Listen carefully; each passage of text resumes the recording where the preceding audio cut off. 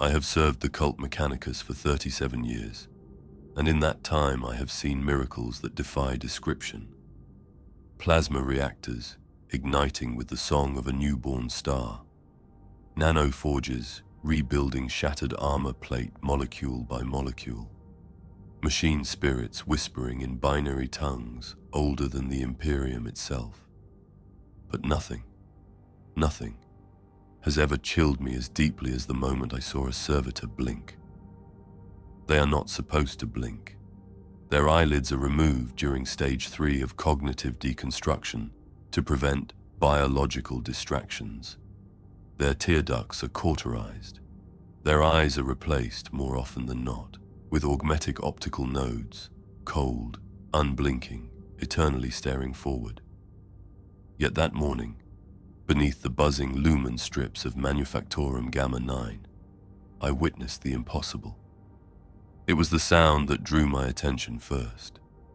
A faint crackle, like static leaking from a damaged Vox unit. At first I ignored it.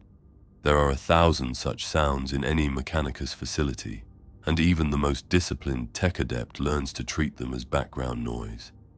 But this crackle had rhythm, a cadence, a pattern. Machine code whispered through gritted teeth. I turned. The Servitor stood motionless beside the assembly line, its bulk silhouetted by the glow of molten steel pouring from the smelters above. Hydraulic limbs hung at its sides, twitching in quiet spasms. A sinuous web of cables fed into the ports drilled into its spine. Its flesh, what little remained, was pale and slack, stitched unevenly to cold metal. Nothing unusual. But then I saw its face. The optical lenses flickered. At first I assumed it was a lumen glitch, a power surge, a misaligned cranial implant. But the pattern was too deliberate, too controlled. The flicker was not random static.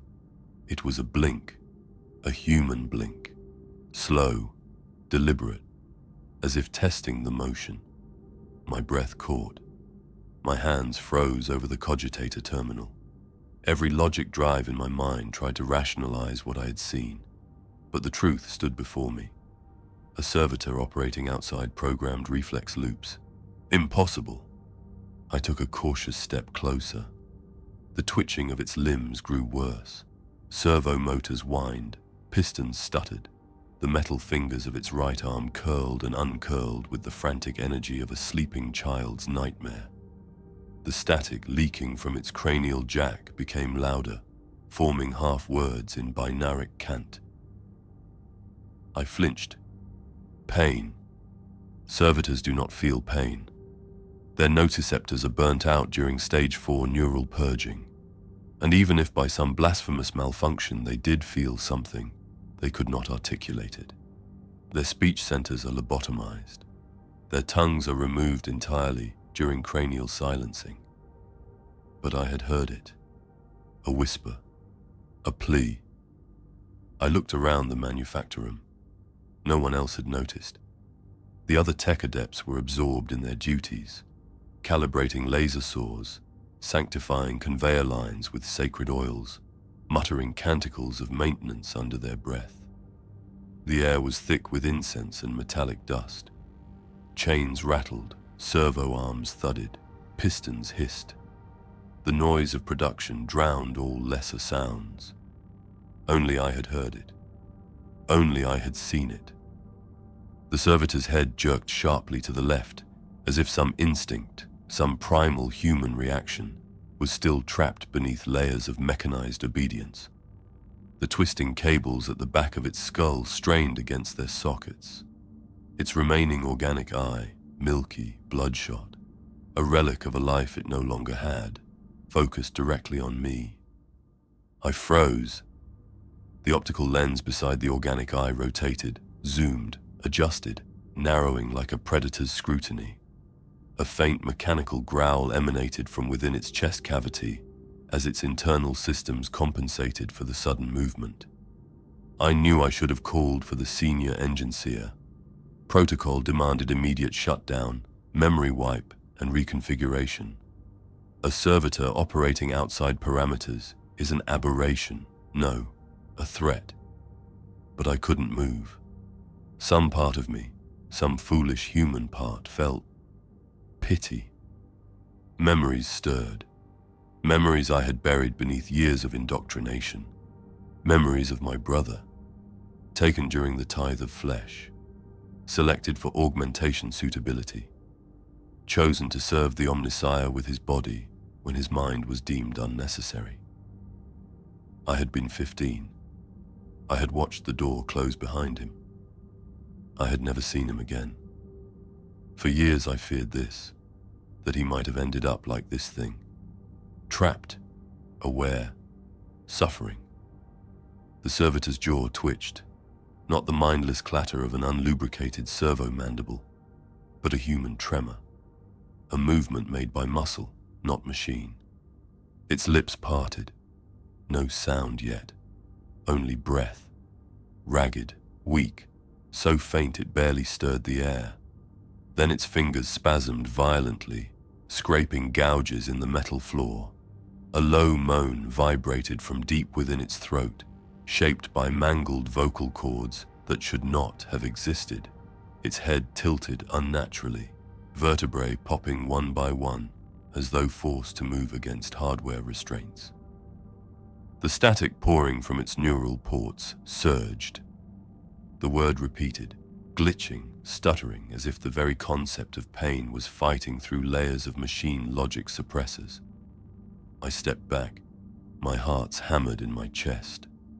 Sweat pooled beneath my robes, dampening the sacred data scrolls pinned to my skin.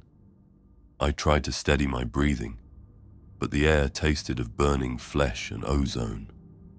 The manufactorum lights flickered overhead, plunging the chamber briefly into darkness before flaring back to full intensity. The servitor blinked again, slow, painfully slow, and this time a thin tear, an actual tear, slid from the corner of its living eye, cutting a path through the grime on its cheek. "No," I whispered before I could stop myself. "That's not possible." The servitor jerked toward me. Not far, only an inch, but enough. I stumbled backward. My boot caught the edge of a supply conduit and I nearly fell. The servitor's metal toes scraped against the floor as it attempted another step, but the restraint bolts drilled into its ankles held firm. It strained against them like an animal in chains, its breath turning into a high-pitched, keening wail. The static rose to a scream, and then silence. A complete, unnatural silence. The hum of the manufactorum faded. The movement of conveyor belts stopped. Even the air vents above ceased their endless drone. The servitor lifted its head with agonizing slowness. The lenses dilated. The human eye widened. And in a voice I will never forget, a voice wet with blood, raw with agony, and impossibly, undeniably human, it spoke a single word. My name, Aelius. I reported the incident immediately, not the blinking. Omnissiah forbid, no. Only the mechanical malfunction. Only the technical anomaly. Only the safe truth. If I had spoken the real truth, I would have been escorted to the reprocessing chambers within the hour, and I had no desire to see what I had only heard in whispers. But the Mechanicus listens in its own way. A malfunction report labeled me as observant, analytical, suited for more sensitive duties, and within a single cycle, I received new orders. Reassignment, Manufactorum Gamma 9, Manufactorum Gamma 9 Auxiliary. The designation meant nothing on the surface, but the symbol stamped beside it, a crimson skull encircled by black cog teeth, was unmistakable. Restricted zone, level Sigma clearance required. Often spoken of only with euphemisms, the wing, the lower bay, the floor we do not count. Most adepts worked their entire lives without stepping inside. Those who did rarely spoke again, and some faded from attendance without notice. Absent one day, erased the next. We assumed they had been transferred. We pretended not to know better. 2 Skitari escorted me, silent, unblinking. Red ocular lenses glowing softly against the shadows. Their boots struck the floor with precise, identical timing, their breath regulated by internal rebreathers in perfect mechanical rhythm. We descended, by lift, by stair, by rusted ladder, through layers of the manufactorum I had never known existed. The deeper we went, the more oppressive the air became, warm, metallic, heavy with fumes that bit into the lungs. By the time we reached the final hatch, my robes clung damply to my skin. One Skitarius scanned the sigil latch with a finger that was more augmetic blade than flesh. The hatch unsealed with a wet hiss. A blast of air hit my face, thick with burning oil, disinfectant, and something else, something organic. "Enter," the Skitarius intoned. He did not follow. Neither of them did. As the door sealed behind me, the noise hit me like a physical blow. The soundscape of the Forbidden Wing was unlike anything in the upper manufactorum. Up above, the noise was industrial. Conveyor belts, servo arms, clanking tools. Down here it was biological. Screams, muffled, distorted, filtered through cogitator dampeners that blurred the edges into nightmarish echoes. You could never hear them clearly enough to identify words, never clear enough to confirm whether they were human, but clear enough to know they were real. The first time I heard them, I froze. My mind tried to rationalize it. Air leaking through damaged vents, pressure release valves, malfunctioning Vox feedback. But deep down, something colder whispered the truth. Someone was screaming, and someone wanted to hide it. The rotary saws were worse.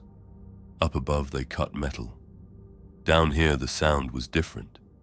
The pitch, the strain, the slight drop in tone when encountering resistance, like bone. The lighting was dim. Only a few flickering strips cast sickly illumination down the hallway, enough to paint the steel walls in streaks of weak, dying luminescence. Shadows clung to the corners like frightened creatures. The deeper I walked, the more the architecture changed. No longer clean Mechanicus halls. The walls became plated with rust-red steel, floors stained dark with old fluids no cleaning servitor had ever been assigned to scrub. Pipes rattled overhead, expelling steam with agonized groans. Then I saw the first sign that confirmed where I truly was. A discarded robe, not Mechanicus red, not worker drab, a civilian garment torn at the shoulder, the kind worn by indentured laborers who never appeared on any official registry, the kind of people who vanished during monthly audits. My stomach tightened. I found my assigned station beside a cogitator nexus. A lone adept was already waiting, thin, hollow-eyed, his skin pale as candle wax. He didn't greet me, didn't ask my name, only said, "You work, you do not ask, you do not look, you do not count." His voice carried no emotion, no inflection, as though he had repeated that line 1,000 times. "What is done down here?" I asked before I could stop myself. He stared through me, not at me. "We do not speak of it." And he walked away, leaving me with the machine, the screams, and the unspoken truth swirling like cold oil through my mind. Hours passed, or maybe minutes. Time had a strange texture down here.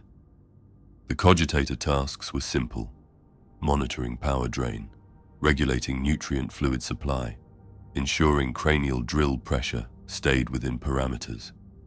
Cranial drills. The term sat like ice in my mind. The cogitator panel displayed a series of schematic diagrams, human silhouettes overlaid with augmetic replacements. each stage marked with precise times, angles, voltages, as if assembling a machine dash dash, except the machine had once been a person. I scrolled to the next sequence. Stage 1, restraint. Stage 2, dissection, prep. Stage 3, cortical excision. Stage 4, memory purge. Stage 5, limb installation. Stage 6, behavioral lock. My hand shook. This was it. The forbidden truth. The manufacturer did not just use servitors, it made them. And I had been reassigned to monitor the process. No wonder adepts disappeared. No wonder no one spoke of this place. This was where humanity ended and utility began. A sudden clang echoed from deeper in the corridor. Not the steady rhythm of machinery, something chaotic, something struggling. I followed the sound. Every instinct screamed to turn back, but the oppressive dread pulled me forward like a chain hooked into my spine. The hallway opened into a chamber lit by a single lumen. Cold air spilled out. Metal walls glistened with condensation, or something wetter. The first thing I noticed was the smell. Sterilization chemicals, burnt hair, blood, fresh. The second thing I noticed was the slab. A surgical platform of chrome and restraints, cables dangling like exposed nerves. Tools rested on metal trays, saws, scalpels, bone shears, cranial drills marked with dried brown stains. Then I saw him. A human, fully human, strapped to the slab, wide eyes staring at the ceiling, mouth gagged. Limbs bound so tightly, his skin bulged around the straps. He was still alive. His chest rose and fell in panicked, shallow breaths. Tears streamed down his temples. A thin line of drool escaped the gag as he tried desperately to scream. A surgical mechadendrite hovered above his forehead, tip humming with a soft blue charge. Preparing, waiting for a command. He turned his eyes toward me, not pleading, begging.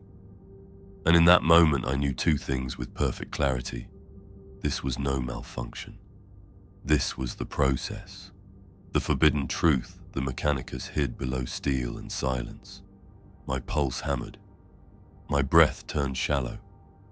The mechadendrite activated with a high-pitched whine.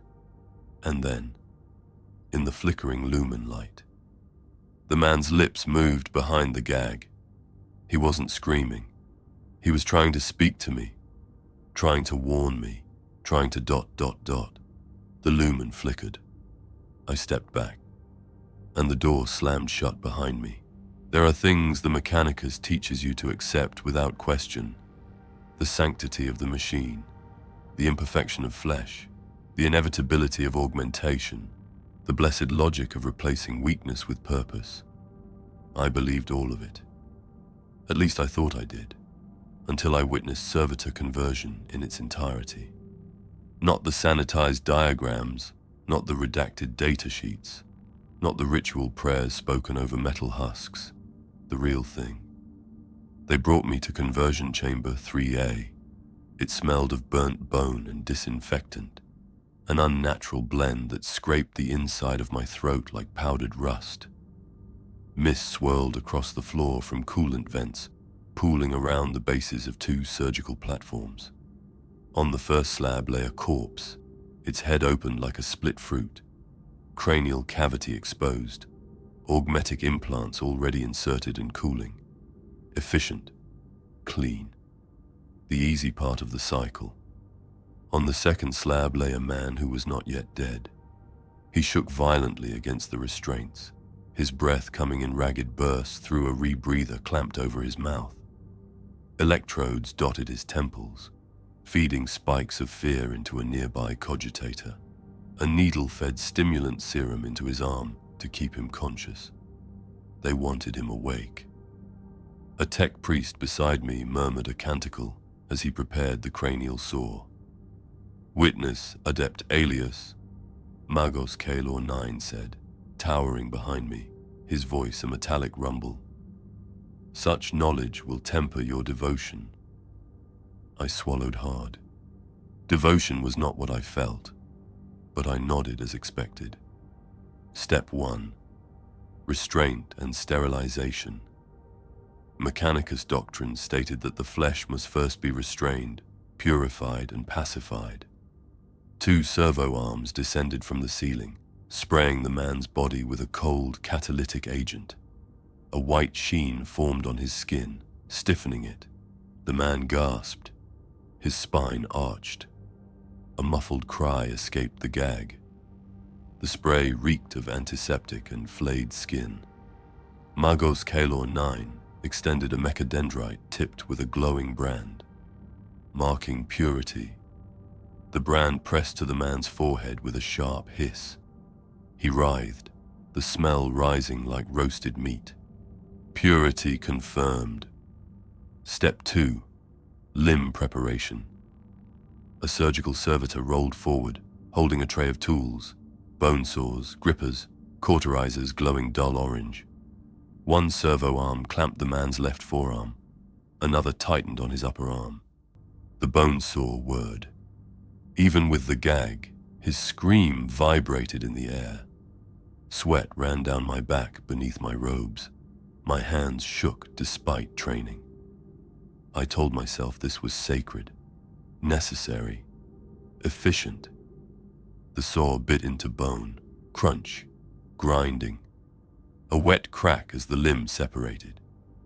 Blood sprayed the servo arm, and a cauterizer hissed immediately after, sealing the wound with sizzling flesh and a stench like burning copper.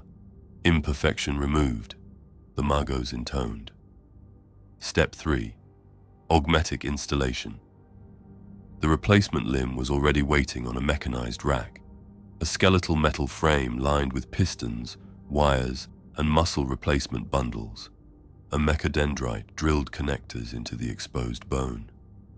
The man convulsed violently. But what struck me wasn't the movement. It was his eyes. They were wet, human, terror-stricken. He looked at me as the augmetic limb was fused to him, begging. Even without words, I heard him. Help me. My throat tightened. Number. I could not think that. Emotion was weakness, heresy. I whispered the catechisms of steel under my breath until the panic dulled, but the man didn't stop shaking. Step 4. Organ reinforcement. Internal augmentation begins, the tech priest said, guiding mechanized clamps into place. The man's chest was opened, ribs spread by servo arms. The sound was obscene, wet cracking, suction, the shift of organs exposed to the air. I fought bile. A pumping device extracted blood while a second replaced it with nutrient gel. He may perish, I said quietly. He is not required to survive, the Magos replied, only to function. The mechadendrites inserted a diaphragm regulator, a synthetic lung sac, a chemical filter in place of the stomach. The man's heart fluttered weakly.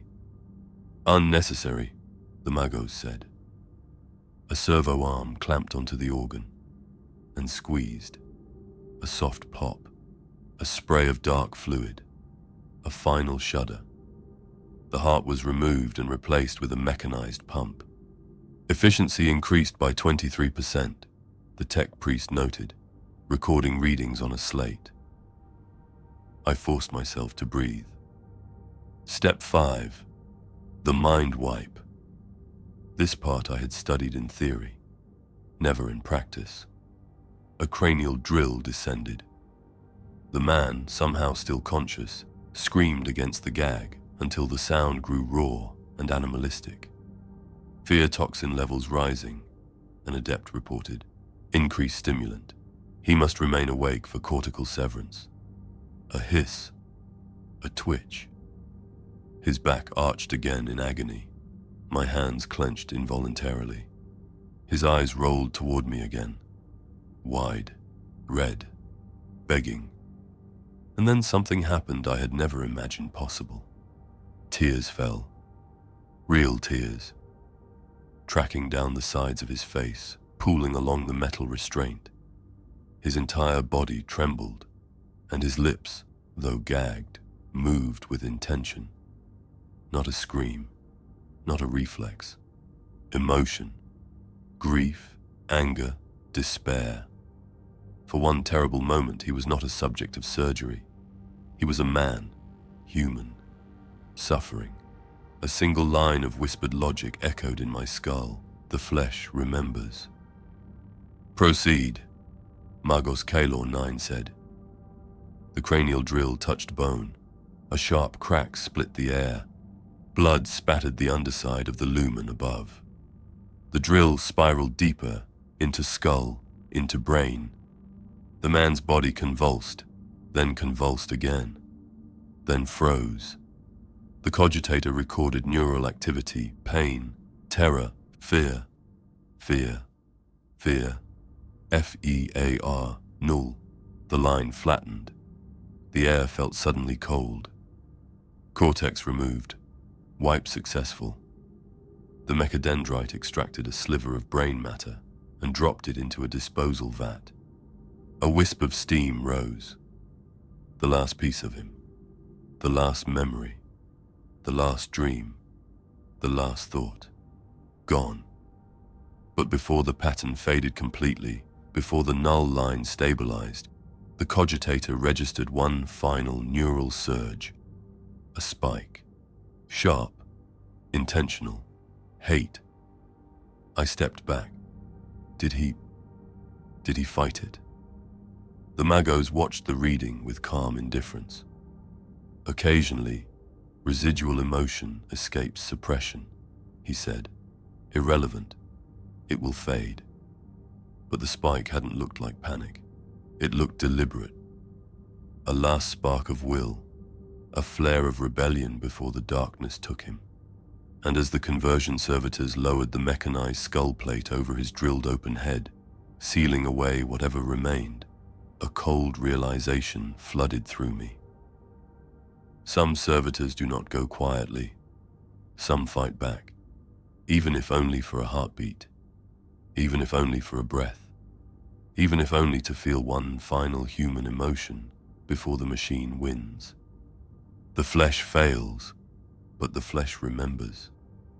And as I stared at the newly made servitor's lifeless glassy eyes, an uneasy shiver crawled up my spine, because I could not help but wonder.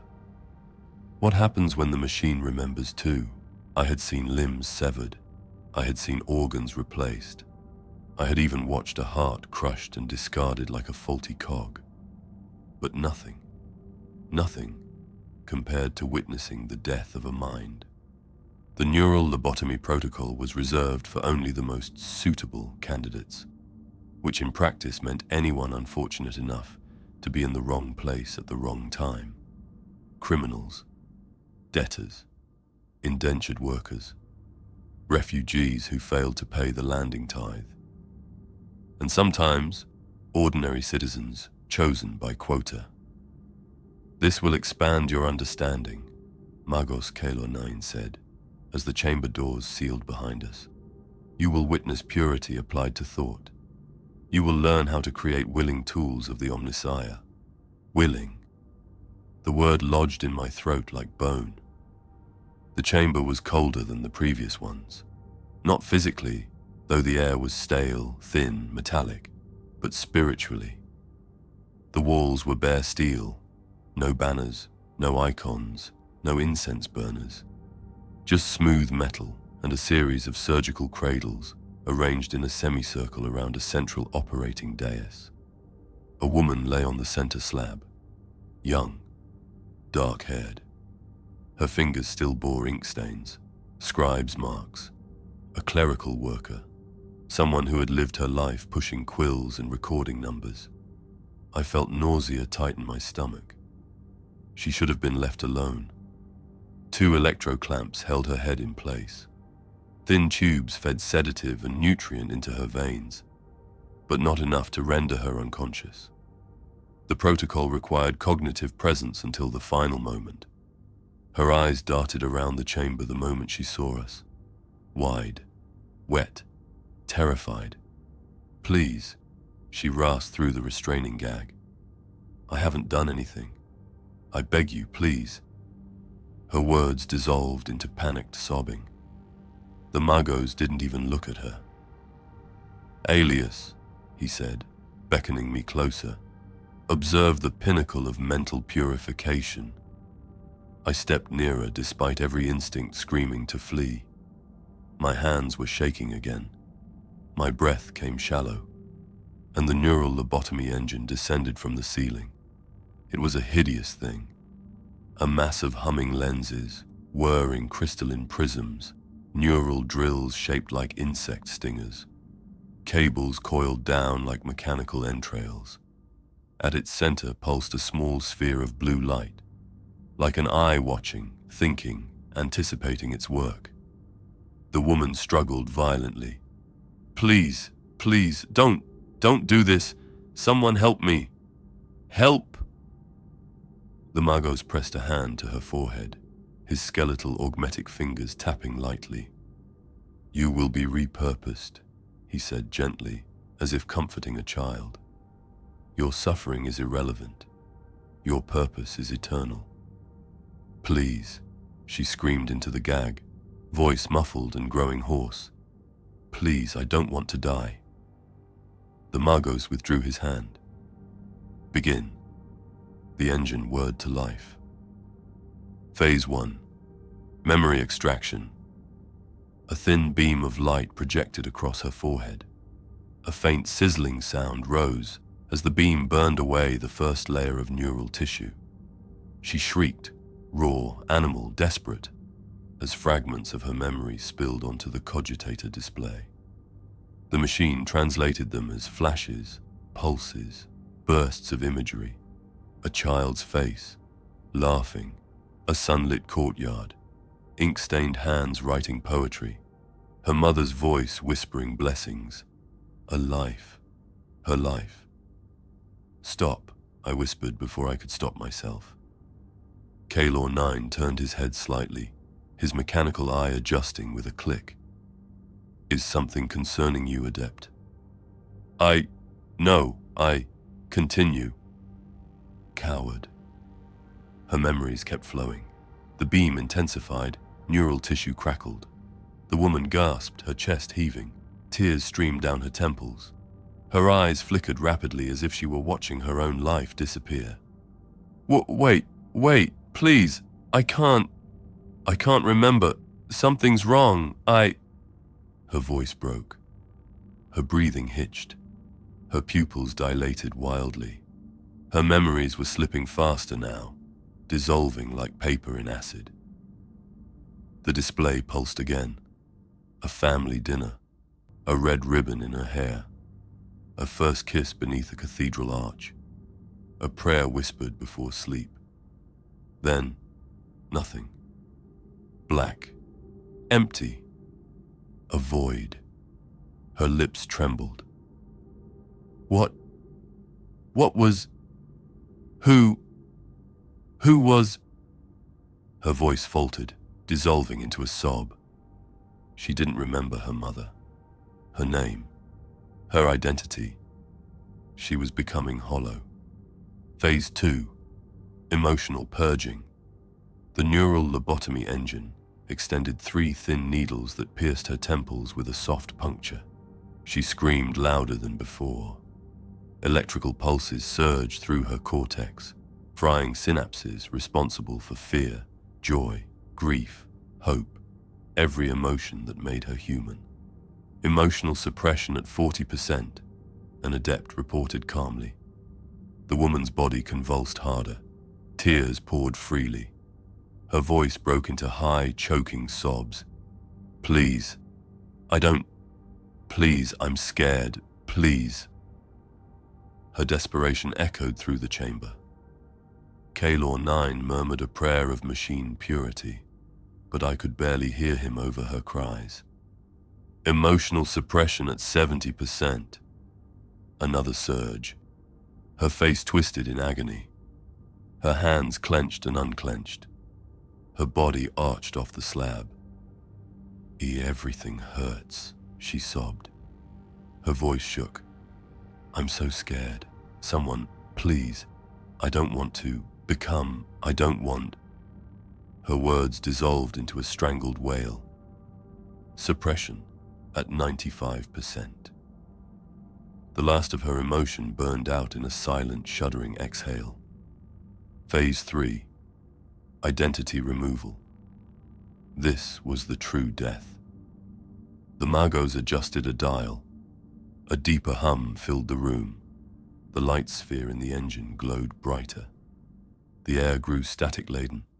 "Aelius," Kalor 9 said softly, "you may witness the precise moment a human becomes useful." Useful. The word sickened me. The machine drilled into her frontal lobe, not a violent drill, but a gentle one, an almost tender erosion. Her eyes rolled back. Her mouth fell open. Her body slackened. Images flickered across the display. A name, a face, a cherished memory, a dream, a promise made to a dying father, a whispered love, and then the final spark. Her last coherent thought pulsed into the cogitator. A plea, a whisper. "Please, someone, remember me." The machine erased it, just like that. Gone, not killed, unmade. Her head slumped to the side, eyes dead but still open. Her chest still rose and fell. Her body still lived, but the mind was gone. The Magos nodded in approval. Cognitive obliteration complete. Prepare for stage 5, behavioral lock. The adepts moved to reposition her on the slab, but I did not move. I stared at her blank eyes, and suddenly, impossibly, I felt something. Not heard, not seen, felt. A faint psychic echo like a dying ember of thought desperately clinging to existence. Fear, loneliness, awareness trapped in darkness. I recoiled so sharply I knocked into a tray of instruments. Kalor 9 turned. "Aelius? Is something amiss?" No, nothing. Just lightheaded." "Ignorance is weakness," he said softly, "but doubt is heresy." "Yes, Magos." But the echo lingered, a dying whisper inside my skull, a whisper that didn't belong, her whisper, her final thought flickering faintly like a candle guttering in the wind. "Help me." I forced the thought down, crushed it beneath doctrine, buried it under prayers of logic and steel. But as the conversion servitors lifted her newly lobotomized body from the slab and carried her away to join the others, her empty eyes briefly, barely, shifted toward me. Just a fraction, just enough, as if something inside was still trying to look, still trying to see, still trying to be. My breath froze, because in that tiny, horrifying moment, I understood the truth. They are still in there. Servitors do not resist. That was the first lesson drilled into us as novices of the Mechanicus. Their minds are empty, their wills erased, their flesh a vessel, their purpose a calculation. But that morning, deep within Manufactorum Gamma 9 Auxiliary, I learned how wrong that lesson truly was, and how terrifying the truth could be. It started with a rhythmic clacking noise. At first, I thought it was part of the assembly line, a miscalibrated cog, a conveyor misalignment. But this clack had weight, intent. It echoed like something striking metal with deliberate force. Then came the second sound, a low, grinding moan. Organic, wet, impossible. I turned toward processing row 17, where a loading servitor was assigned to lift hardened plasteel sheets onto the conveyor. The unit, designation 77S, was one of the oldest in the manufactorum. Thick augmetic arms, hydraulic spine, and a welded-on iron mask where its face once was. Its movements were normally smooth, predictable, devoid of hesitation. Today, they were anything but. Its right arm twitched violently, spasming against its own programming. Its fingers contracted into a shaking fist. Hydraulic pistons hissed as internal pressure spiked. A tech priest beside me muttered, "Servo feedback loop failure. Shut it down." But before he reached the kill switch, 77S slammed its augmetic fist into the conveyor. Once, twice, a third time. The steel plate beneath it bent inward with each blow. "What is it doing?" an adept whispered. I realized, for the first time, the servitor was not simply malfunctioning. It was fighting. Against something we couldn't see, against something inside itself, or against us. A high-pitched alarm shrieked through the manufactorum. Red lumen strips flickered to life. Heavy blast shutters clanged into position over the doors. The servitor's head jerked upward, not smoothly, not mechanically, with a violent snap, as if its neck muscles, not its servos, were moving it. Its single organic eye, milky, half-dead, focused on the nearest tech adept. And for the first time in my life, I saw a servitor look at someone. I froze. 77S lunged. Its augmetic arm shot forward with such force that the air cracked. The adept barely managed a scream before the servitor's metal fist crushed his ribs like wet parchment. Blood sprayed across the conveyor belt. "Shut it down!" Magos Kalor 9's voice boomed from the Vox. Tech priests rushed to control panels, slamming sigils, chanting override codes. Sparks flew as power was redirected. Emergency servo locks were engaged. None of it mattered. 77S ripped the dead adept's body free and hurled him aside like debris. It staggered forward, hydraulics screaming under strain. Its mass split slightly, metal tearing away from organic flesh beneath, and then it made a sound. A sound I will never forget. A scream. Not mechanical static, not Vox distortion.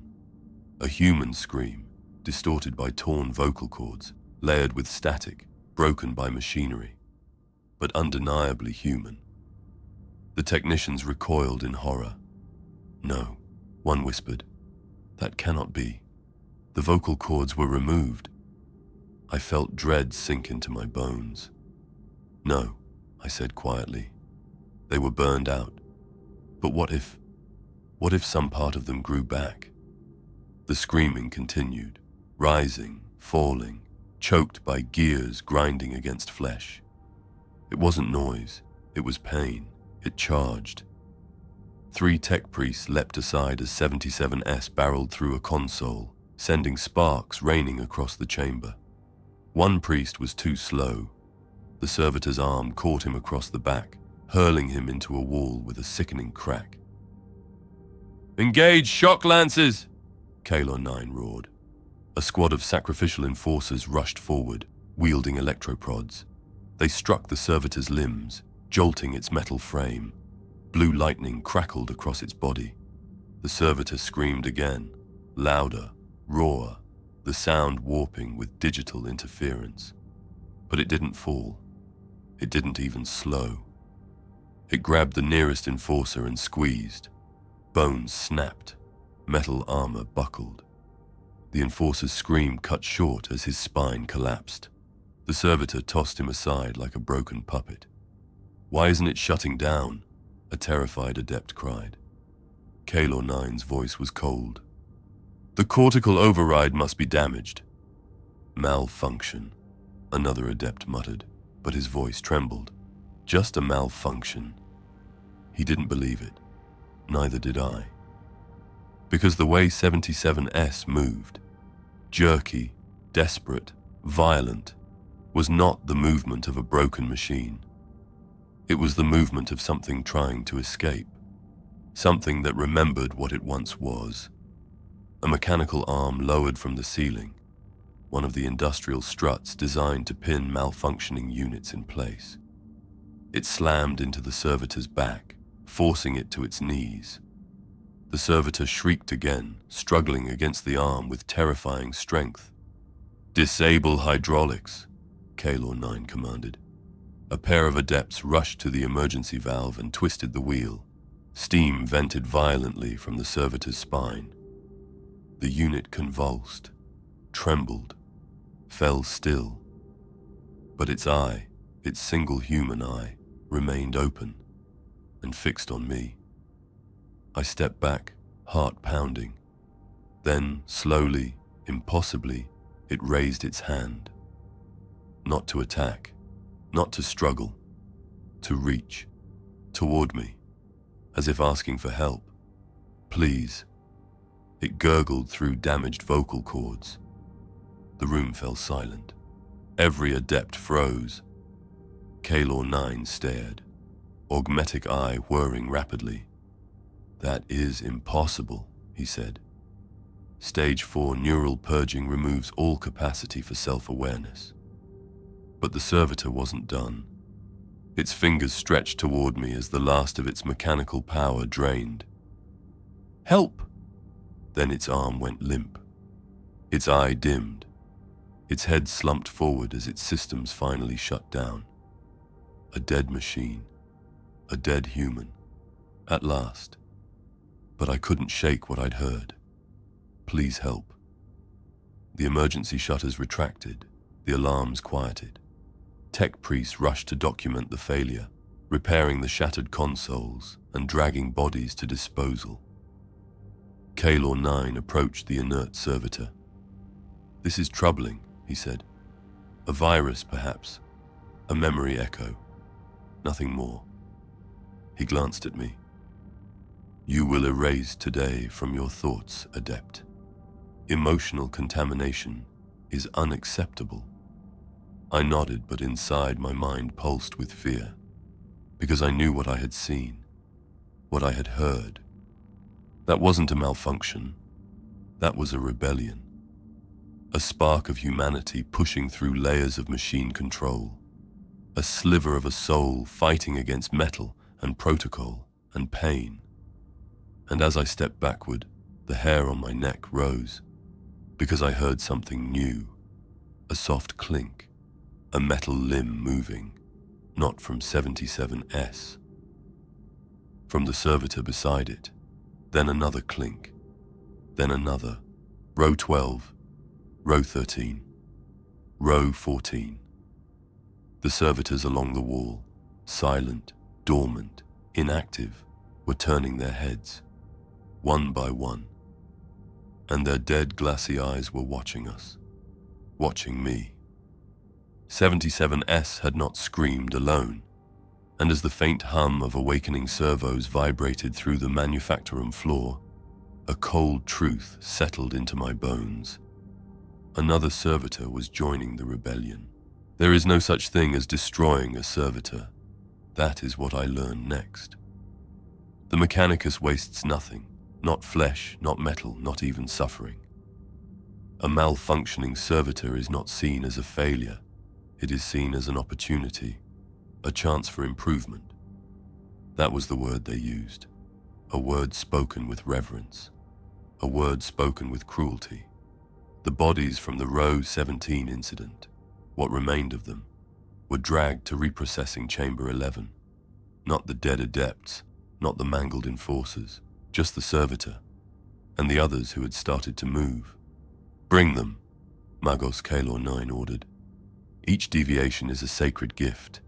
Each failure reveals weakness to be corrected. Weakness to be corrected." I followed them into the chamber, heart pounding, bile rising in my throat. The chamber was circular, lit by red lumen orbs suspended from chains. The air tasted of ozone and burnt lubricant. Thick bundles of cables hung from the ceiling like the roots of some metallic tree. Rows of surgical racks stood ready, each fitted with restraints strong enough to hold a Skitarii. And in the center of the room stood the altar, a raised platform of black steel engraved with crude cog motifs. Tools hung from the sides, saws, drills, neural probes, bone splitters. It looked less like a surgical station and more like a sacrificial shrine. I realized that, in the eyes of the Mechanicus, it was. 77S, the servitor who had screamed, was strapped to the altar. Still offline, still limp. I almost pitied it. Almost. Then the ritual began. Tech priests gathered around the slab in a precise circle, chanting binaric litanies in perfect unison. Plus, plus, plus, flesh imperfect, plus, plus, plus. Steel beyond corruption. Plus, plus, plus, weakness identified, plus, plus, plus. Plus, plus, plus, purification through augmentation, plus, plus, plus. I felt their voices vibrate in my bones. Magos Kaelor 9 approached the altar, his mechadendrites rising behind him like a crown of metal serpents. Commence improvement. A servo arm ignited a cutting torch. Another lowered a neural spike. A third retrieved a rusted cranial saw from the wall. Begin with the defective limb, Kaelor 9 commanded. They removed 77S's arm. Not cleanly, not surgically, violently. The torch carved through the metal plating and fused flesh. The stench was immediate, burning tissue mixing with melting steel. The servitor jerked once, even offline, as the limb was torn free. Replace it with a restraint-grade appendage. Less dexterity, more compliance. A new arm descended from the ceiling. Thick, brutal, ending in a clamp instead of a hand. A clamp designed not to manipulate objects, but to prevent resistance. I felt something twist inside me. This wasn't improvement. This wasn't repair. This was punishment. But the worst part was yet to come. A tech priest wheeled out 3 new units. Small, thin, strapped to child-sized gurneys. Number, please no. Please no, dash dash. Children. 3 children. Eyes wide and empty with fear. Arms bound to prevent escape. Mouths gagged to hide their cries. Their tiny bodies trembled as they were pushed closer to the altar. "This is forbidden," I whispered without thinking. Kaelor 9 did not turn, but his voice was sharp. "Nothing is forbidden when necessity demands it." I stared in horror. "But children are efficient," he interrupted. "Small bodies adapt more readily to cranial implants. They consume fewer nutrients. They require minimal maintenance." He gestured to the smallest child, a girl maybe 8 years old, her hair shaved unevenly to make room for surgical seams. "She will perform menial data entry tasks for decades. Her lifespan will be long enough to justify the investment." I felt sick. "This is heresy," I whispered. "Incorrect," Kaelor 9 replied calmly. "This is pragmatism. The Imperium consumes lives. We merely allocate them." The girl stared at me. Tears pooled at the corners of her eyes. She tried to speak through the gag. A tiny strangled sound, fear in its purest form, escaped. I couldn't look away. I couldn't breathe. And the Mechanicus continued as though she were nothing more than material. The neural lobotomy engine descended over her head. "No!" she cried into the gag, though it came out as muffled sobbing. Another tech priest pressed a mechadendrite to her temple. "Cease emotional distraction," he muttered. The machine began to hum. A spark of light flashed. Her body seized once, then twice, then fell still. Her eyes remained open, wide, empty, a hollow vessel awaiting augmentation. I wanted to run, to scream, to tear the machinery apart and hold those children in my arms. But years of Mechanicus conditioning held me still. Logic, obedience, fear. Instead, I did something far more dangerous. I documented it, not with data slate, those were monitored, not with cogitator logs, those were reviewed. I used something far older, something human, a small scrap of parchment hidden in my sleeve, and a sliver of charcoal.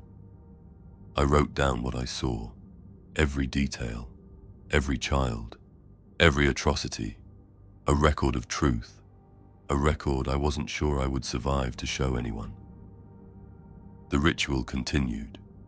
More augmetics were brought forward, more mutilations performed in the name of efficiency, more cries silenced under metal.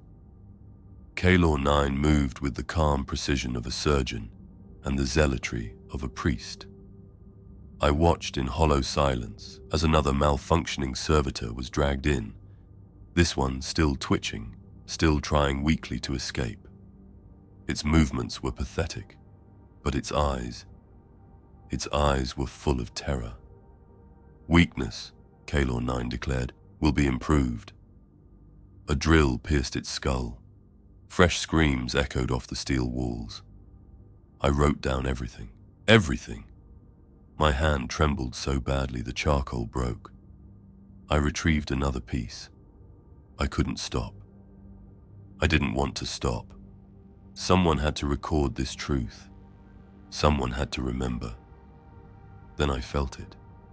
A shift in the air. A shadow falling over my shoulder. I froze mid-sentence.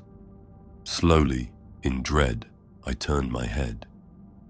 Behind me stood a figure, cloaked, silhouetted by the red lumens, silent, watching me write, watching me break the one rule no adept ever dared violate, watching me commit heresy.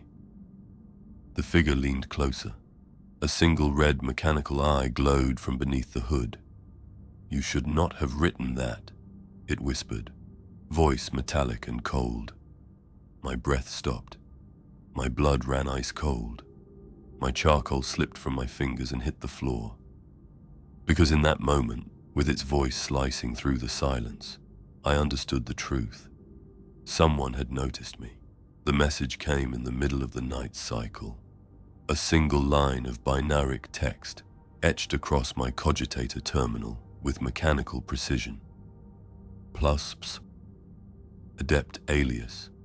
Report to Dominus Kaelor 9. Immediately plus. No reason, no explanation, no time to prepare.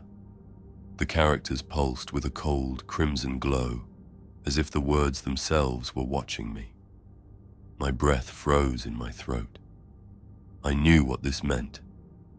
The Dominus did not summon subordinates lightly, only for miracles, or for punishment, and miracles were rare in Gamma 9. The walk to the upper sanctum felt longer than any corridor I had traveled. My steps echoed off the steel-grated floors, each one carrying the weight of the knowledge that I had been seen. Someone had watched me record the atrocities. Someone had noticed my hesitation, my doubt, my disgust. Was it enough for execution? Worse, for improvement? I forced the thoughts down, but they clawed at the edges of my mind like steel hooks.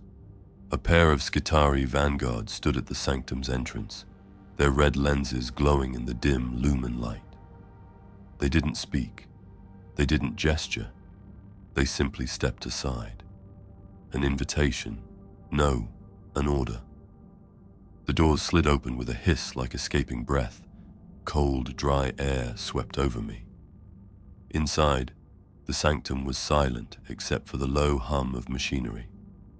The walls were lined with cogitators, sacred circuitry crawling like metallic vines.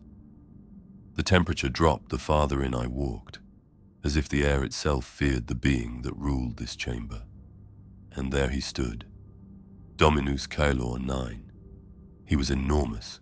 Not in flesh, there was almost none of that left, but in mass, in presence. His body was a towering amalgamation of metal, wires, and machine spirit conduits.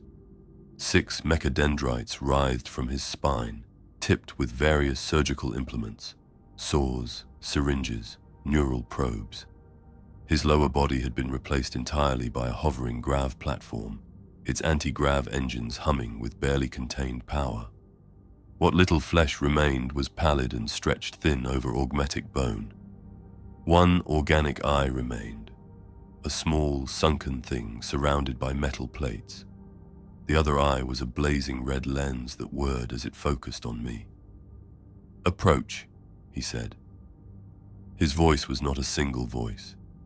It was layered, 3 tones blended into one. One human, one mechanical, one deep pulsating rumble that vibrated through my chest. I forced my legs to move. "Adept Aelius," he began, his mechadendrites curling and uncurling behind him like metallic serpents.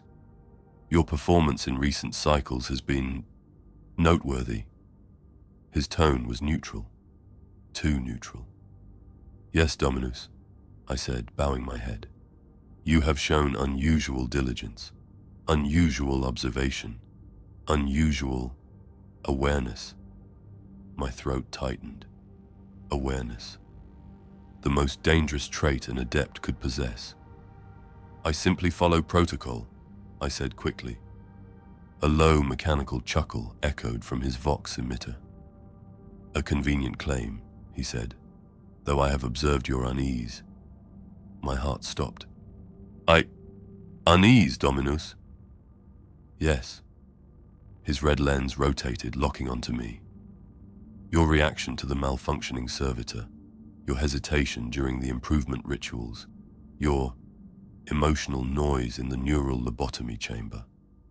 Emotion. Noise. He was reading me like a data slate. I swallowed hard. "I am loyal to the Omnissiah." "Are you?" he murmured. A mechadendrite lifted my chin, cold metal scraping my skin. "Doubt is heresy, Adept." "I harbor no doubt," I lied. The mechadendrite tightened, just enough to prick the skin. "You fear the process," he said. "You fear conversion, dissection, repurposing." I couldn't breathe. He leaned closer, his face inches from mine. His breath smelled of machine oil and burnt ozone. "But fear," he paused, "is not inherently heretical." My knees nearly buckled. He continued. "Fear can be forged into strength, into clarity, into devotion." He released my chin. "But only if confronted." I exhaled shakily. Confronted. The mechadendrites flared behind him. "Yes, Aelius, if you fear the process." He glided closer on his grav platform, the engines growling. "Perhaps you should experience it up close." My blood froze. Experience it? Did he mean observation? Assistance or dash? Undergo it? I felt dizzy. "Dominus," I whispered. I do not understand." He was silent for a long moment. Then he spoke. "You have been reassigned." My stomach dropped like a stone in a void. "To what, Dominus?" The red lens flared brightly. "The Servitor Creation Hall." The chamber swayed around me. The air thinned. My heart pounded so hard my vision blurred. That place. The heart of the manufactorum's darkest work. The place only the most zealous and the most damned were sent. Caelor 9 continued. "You will work directly under my supervision. You will witness every stage, every scream, every improvement." His tone was dripping with mock kindness. "This experience will temper your soul." He paused. "Or expose you as unworthy." A mechadendrite caressed the side of my face. Gentle, almost fatherly. "If you are weak," he whispered, "the process will burn that weakness away." I stood frozen. Every instinct in my body screamed to run. Every rational neuron screamed to obey. But nothing stood between me and this monster. Not walls, not prayers, not hope, only obedience. I bowed my head. Stiff, mechanical. "Yes, Dominus," he hummed approvingly. He drifted past me, his mechadendrites brushing my shoulder like cold fingers. "Report to the creation hall in the next cycle," he said. A pause. "And Aelius?" I dared glance up. That single red lens burned with malicious fascination. "Ask no more questions." He turned back to his altar of machinery. "Questions," he said, "are the first sparks of heresy." I forced myself to walk toward the door. Every step felt like moving through ice water. As I reached the threshold, his voice echoed through the chamber. "And do not fear, Adept. In time, you will understand." The doors slammed shut behind me with a deafening final clang. I leaned against the cold metal wall outside, gasping for breath, my hands trembling uncontrollably. Reassigned to the Servitor creation hall, the beating heart of damnation, the place where flesh died and machine took its place. I wiped sweat from my brow, trying to steady my thoughts. Then I saw it. A shadow down the corridor, standing still, watching. The same figure that had caught me writing. A single red optical lens glowed in the darkness. Waiting, tracking, following. Its metallic whisper slid through the air. "You were warned, Aelius." My heart stopped. My blood turned to ice, because in that moment I knew I was not being reassigned. I was being tested. It began with a shiver, a tremor rolling through the deck plates, soft at first, barely enough to ripple the pools of coolant on the manufactorum floor. Tech adepts glanced up from their cogitators, confused, irritated, muttering unspoken prayers to machine spirits annoyed by unexpected vibrations. Then came the second tremor, stronger, sharper, a pulse of something unnatural threading through the metal bones of the ship. The lumen strips flickered. The cogitators stuttered. My vision blurred for a moment, static dancing across the edges like I had blinked through someone else's eyes. "Electromagnetic anomaly," I whispered. But even as I said it, I knew that was a lie. This was not electricity. This was something older, something deeper, something alive. I stepped away from my terminal, heart hammering. The air grew heavy with ozone and pressure, like the moments before a lightning strike. The faint hum of the ship's engines twisted into a low, discordant wail. And then, every servitor on the deck froze. Hundreds of them. Their drills halted mid-spin, their limbs locked in place, their heads snapped upright in perfect unison. A silence fell so absolute that even the coolant pumps seemed afraid to breathe. "Aelius?" a nearby adept whispered. What is happening?" I didn't answer, because in that stillness, in that single heartbeat of perfect, horrific quiet, I felt something brush the edges of my consciousness. A psychic shockwave, a wave with voices, whispers, memories, pain, and before I could warn anyone. The servitors screamed. It wasn't mechanical. It wasn't static. It wasn't vox distortion. It was human. Thousands of voices erupting in agony at once, echoing through the steel corridors, rattling the lumen fixtures, vibrating the very air. The scream was pain raw and unfiltered. Terror made flesh, souls clawing their way out of the grave. I dropped to my knees, covering my ears, but it didn't matter. The sound wasn't entering through them. It was inside my skull, a tsunami of suffering crashing into my mind. Memories that were not mine flashing behind my eyes. A mother losing her child. A miner trapped in a collapsing shaft. A soldier bleeding out on a battlefield. A child stolen in the night. Memories of the servitors. Locked away. Suppressed. But now breaking free like a flood bursting through a dam. The neural implants in their skulls sparked violently. Some exploded in showers of sparks. Others overloaded, frying circuitry and releasing clouds of acrid smoke. One servitor clutched its head with both augmetic hands, digging metal fingers into its own skull, tearing through its own flesh. Another collapsed to the ground, convulsing violently, its limbs slamming the steel floor with bone-breaking force. A tech priest ran toward it, only for the servitor to lunge upward and bite into his throat with jagged metal-enhanced teeth. Blood sprayed across the deck. Chaos erupted. "Containment protocol, Theta!" someone screamed. But it was too late.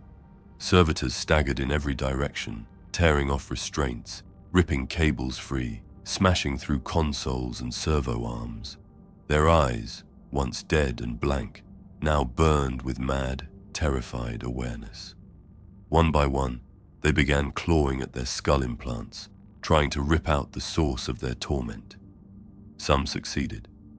Some didn't. Screams turned into choking gurgles. 3 servitors tore open a bulkhead door with augmented strength and spilled into the adjacent chamber, dragging 2 adepts into the corridor with them.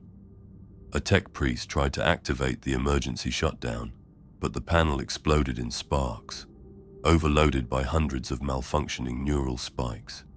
I tried to run, but the deck lurched beneath me with another psychic shock.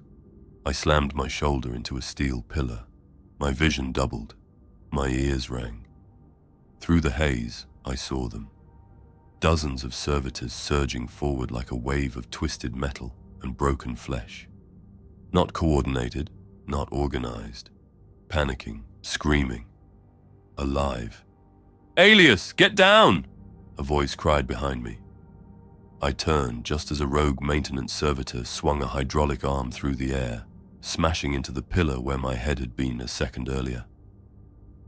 The impact sent shards of steel flying like shrapnel. I crawled across the floor, dodging flailing limbs and snapping jaws. The air was a storm of smoke, sparks, and violent noise. Another servitor staggered past me, stabbing itself repeatedly in the chest with a drill it couldn't control. Blood sprayed in a wide arc. Its eyes, one biological, one glowing sensor, locked onto mine. "Kill me," it whispered, voice glitching. I froze. "Please, kill me." A hydraulic piston burst inside its chest. It collapsed, twitching. I ran. The ship's emergency klaxons blared overhead, their red pulses strobing through smoke-filled air. I rounded a corner and stopped. Cold fear seized me. The central manufacturing hall, the largest chamber in Gamma 9, was a living nightmare. Thousands of servitors writhed across the floor, hanging from scaffolds, tearing through workstations. Their screams formed a chorus of horror that echoed off the steel walls. Some slammed their heads against machinery until their skulls cracked. Some tore open their own chests, searching for the implants burning their nerves. Some turned on one another in blind panic, and some turned toward the tech priests. A group of priests had formed a defensive circle, chanting binary prayers, activating shock lances, calling for reinforcement. But the servitors outnumbered them 100 to 1. One priest was dragged down by 4 servitors and torn apart. Another was pinned against a smelting unit and burned alive as a malfunctioning welder servitor pressed its torch into his chest. The hall had become an underdeck apocalypse.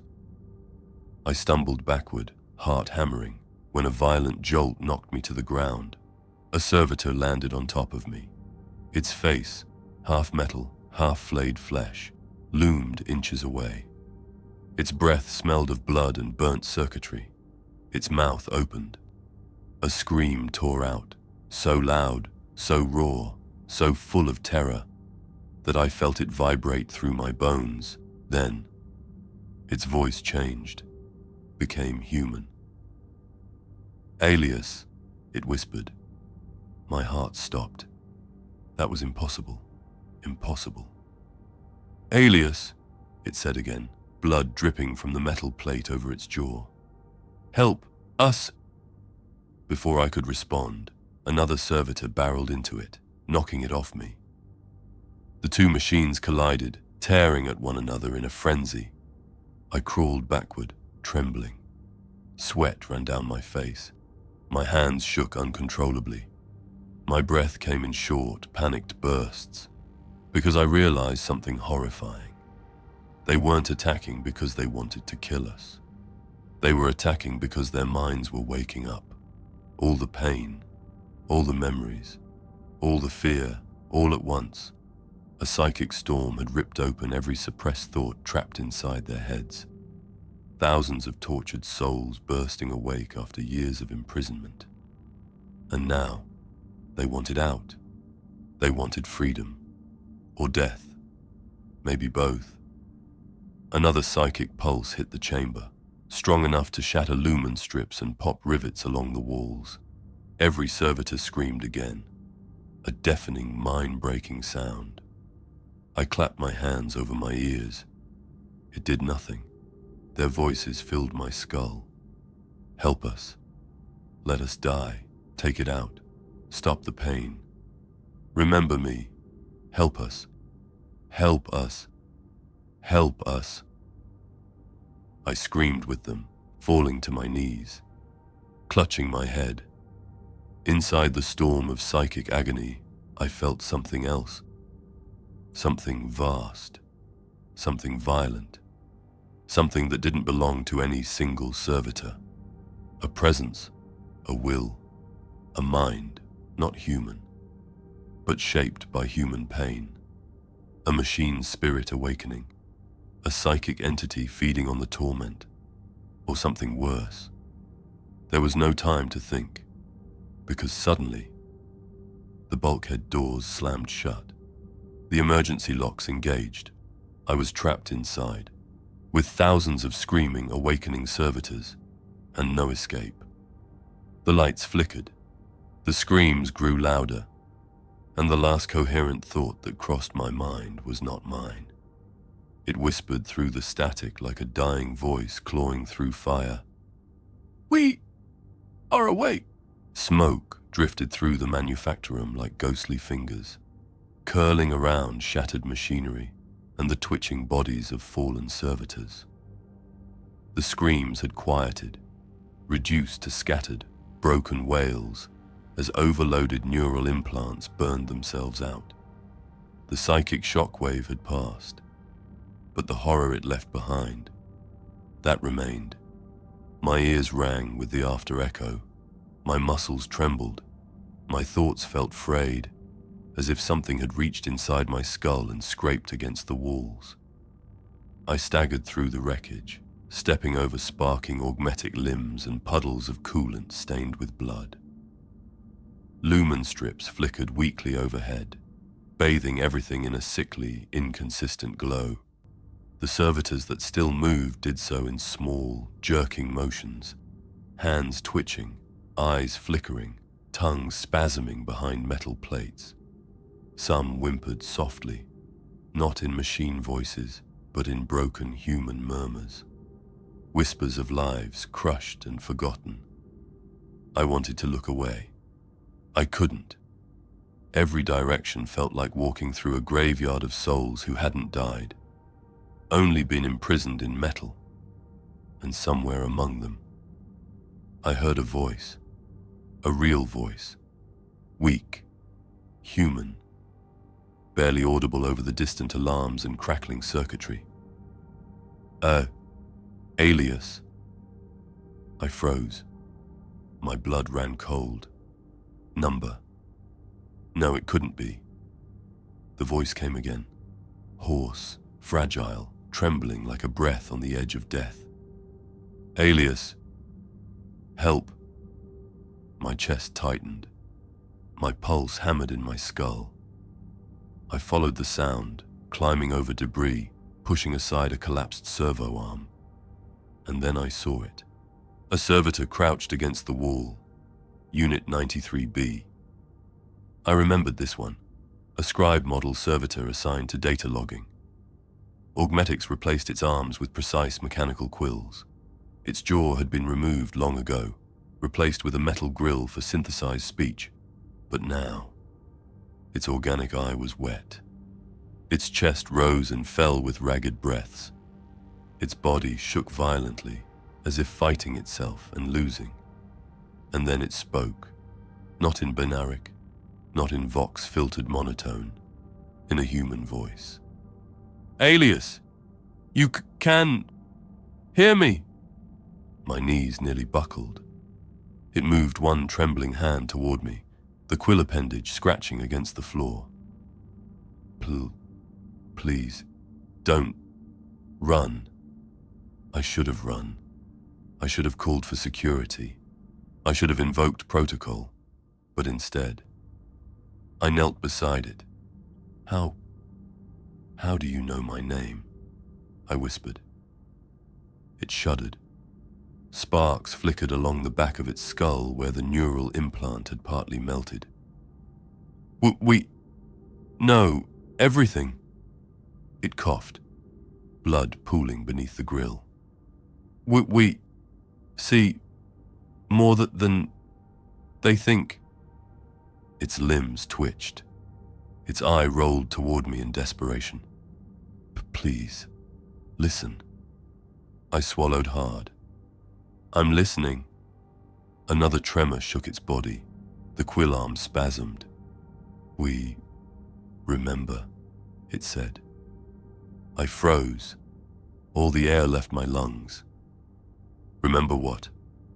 Its voice cracked, emerged again in a whisper that made my skin crawl.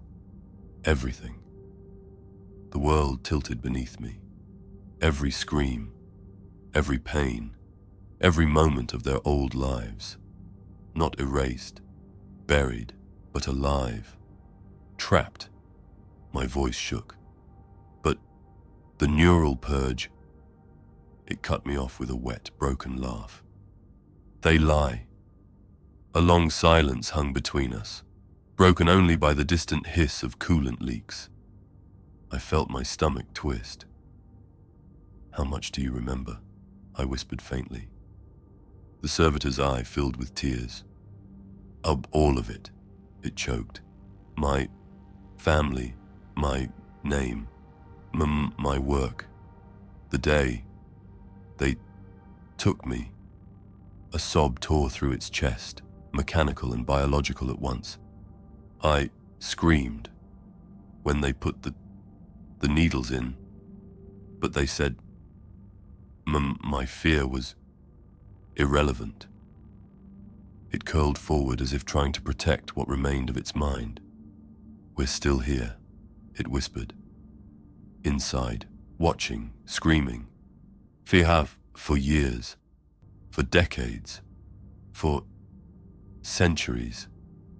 My heart hammered. No, I whispered. This can't be true. The servitor grabbed my wrist with its cold metal hand. Not violently, desperately. The Mechanicus knows, it gasped. They've always known. My breath caught. Known what? That the mind never dies, it said. That the purge fails. That the soul clings to the flesh. That we live beneath the machine. My vision blurred with horror. Memories of the neural lobotomy chamber flashed before me. The screams, the begging, the final thoughts before darkness. They weren't final. They were prisons. They said we were compliant, Because we are pure logic, the servitor rasped. But we obey, because disobeying hurts so much. It clawed weakly at its own skull. I wasn't malfunctioning. Earlier, I was fighting, trying to stop. Its voice cracked into a wail, raw and trembling. Aelius, please, help us. End it. Kill me. My breath froze. I can't. You must, it begged. We suffer every second. I can't stay inside anymore, please. Its eye met mine, a human eye, filled with the terror of a trapped soul. Aelius, please. My hands shook violently. If I ended it, I would be killing a prisoner begging for mercy. If I didn't, I would be condemning it to a living hell of endurance and madness. They silence us, it whispered, leaning its head toward me. You mustn't become like us. Then its voice changed again, shifting abruptly, as if struggling against implanted programming. Aelius, run! My heart lurched. What? Why? Its metal fingers gripped my arm with impossible strength. They're coming, it stuttered. They heard my voice. Footsteps clanged down the corridor. Heavy, synchronized. My blood froze. Skitari, dozens of them. The servitor's voice dropped to a trembling whisper. Please, end me. Before they... No, I said. I can't. You must... The footsteps grew louder. The servitor screamed a desperate, distorted cry that echoed off the steel walls. End me. The doors at the end of the hall slammed open. Red ocular lenses pierced the smoke. Skitari vanguard filed in, rifles ready, electroblades crackling for a moment. Everything went still. The servitor looked at me with one final pleading eye. Aelius, please, don't let me go back. Then the Skitari raised their weapons. Neural anomaly located, one intoned. Purge directive confirmed, another said. I reached out, instinctively, helplessly, but the servitor only smiled weakly, a broken, tragic smile. Thank you for listening. A barrage of gunfire tore through its body. Metal and blood exploded across the wall behind it. The servitor fell, silent. For the first time in decades. Free. I stared at the body, numb, broken, unable to breathe. A Skitarius stepped toward me, rifle raised. Adept Aelius, its monotone voice grated. You are to be detained for questioning. I looked up into the glowing red lenses. Trapped. Surrounded. No escape. And my heart whispered a truth I could no longer deny. The real horror wasn't the machine. It was the human still trapped inside it. Then cold metal fingers closed on my shoulder, and everything went black. My cell door opened, not with ceremony, but with violence. A Skitarius wrenched me to my feet, its cold metal fingers digging into my arm. No words, no explanations, just force. The alarms blared overhead, deep, mechanical, rhythmic, not the usual safety chimes. These were purge alarms.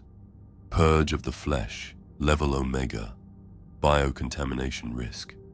Neural heresy detected. The facility trembled with activity. Tech priests sprinted through the corridors, robes billowing like tattered banners.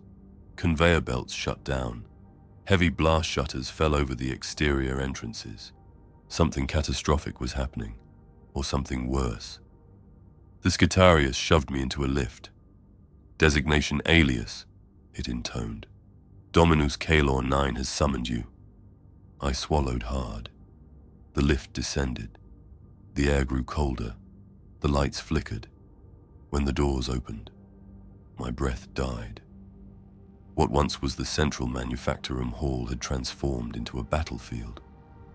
Skitari vanguard lined the walkways, their galvanic rifles raining precise, merciless fire into crowds of servitors.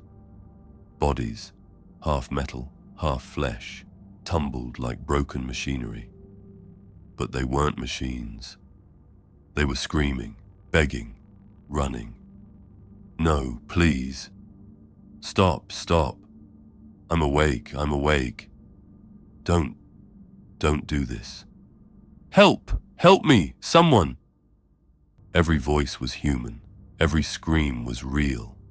Every plea shook me to the core. A tech priest raised his arm. Corrupted cortex detected. Exterminate. A volley of shots tore through a group of maintenance servitors. Their tiny augmetic limbs flailed as they hit the ground, still twitching. I felt sick. Those were children. Child servitors.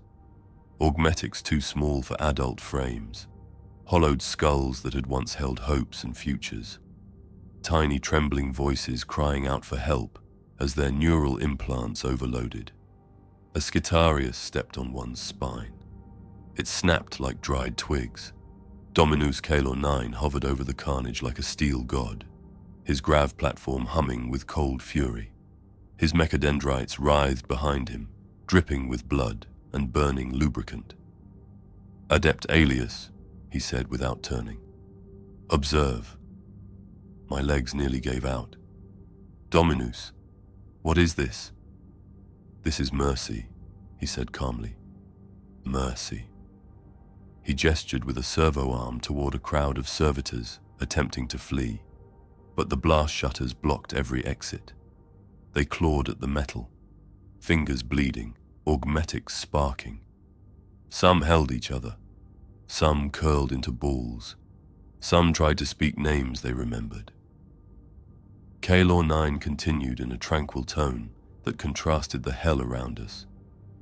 The psychic event awakened their suppressed minds. They have become contaminated by memory. A servitor stumbled toward him, tears streaming from a single remaining organic eye. Please, please, I want to go home. A Skitarius shot it through the skull. Its body slumped at the Dominus's feet. Calor 9 didn't blink. To allow such impurity to continue would jeopardize the sanctity of the machine. This purge is necessary. I felt something break inside me. Necessary, I whispered, voice shaking. They're sentient. They were sentient, he corrected. That is the flaw. I clenched my fists. Dominus, this is murder. A mechadendrite curled under my chin, lifting my face to meet his. No, this is maintenance. His red lens flared. But I sense hesitation in you, Aelius. Hesitation. Her word. Her last thoughts. Help me. I tore away from his grip and stumbled back. Walk with me, he ordered. You will understand. I didn't want to understand, but I walked, because the Skitari rifles followed my every step. The purge swept through the hall like a storm. Rows of servitors lined up for evaluation, their bodies shaking, many crying, some whispering prayers they remembered from their human lives. One by one, the Skitari executed them. Please, my daughter, it hurts, please. I remember the sun. Don't take it away again. No, don't. A A child servitor approached me, crawling on trembling metal knees.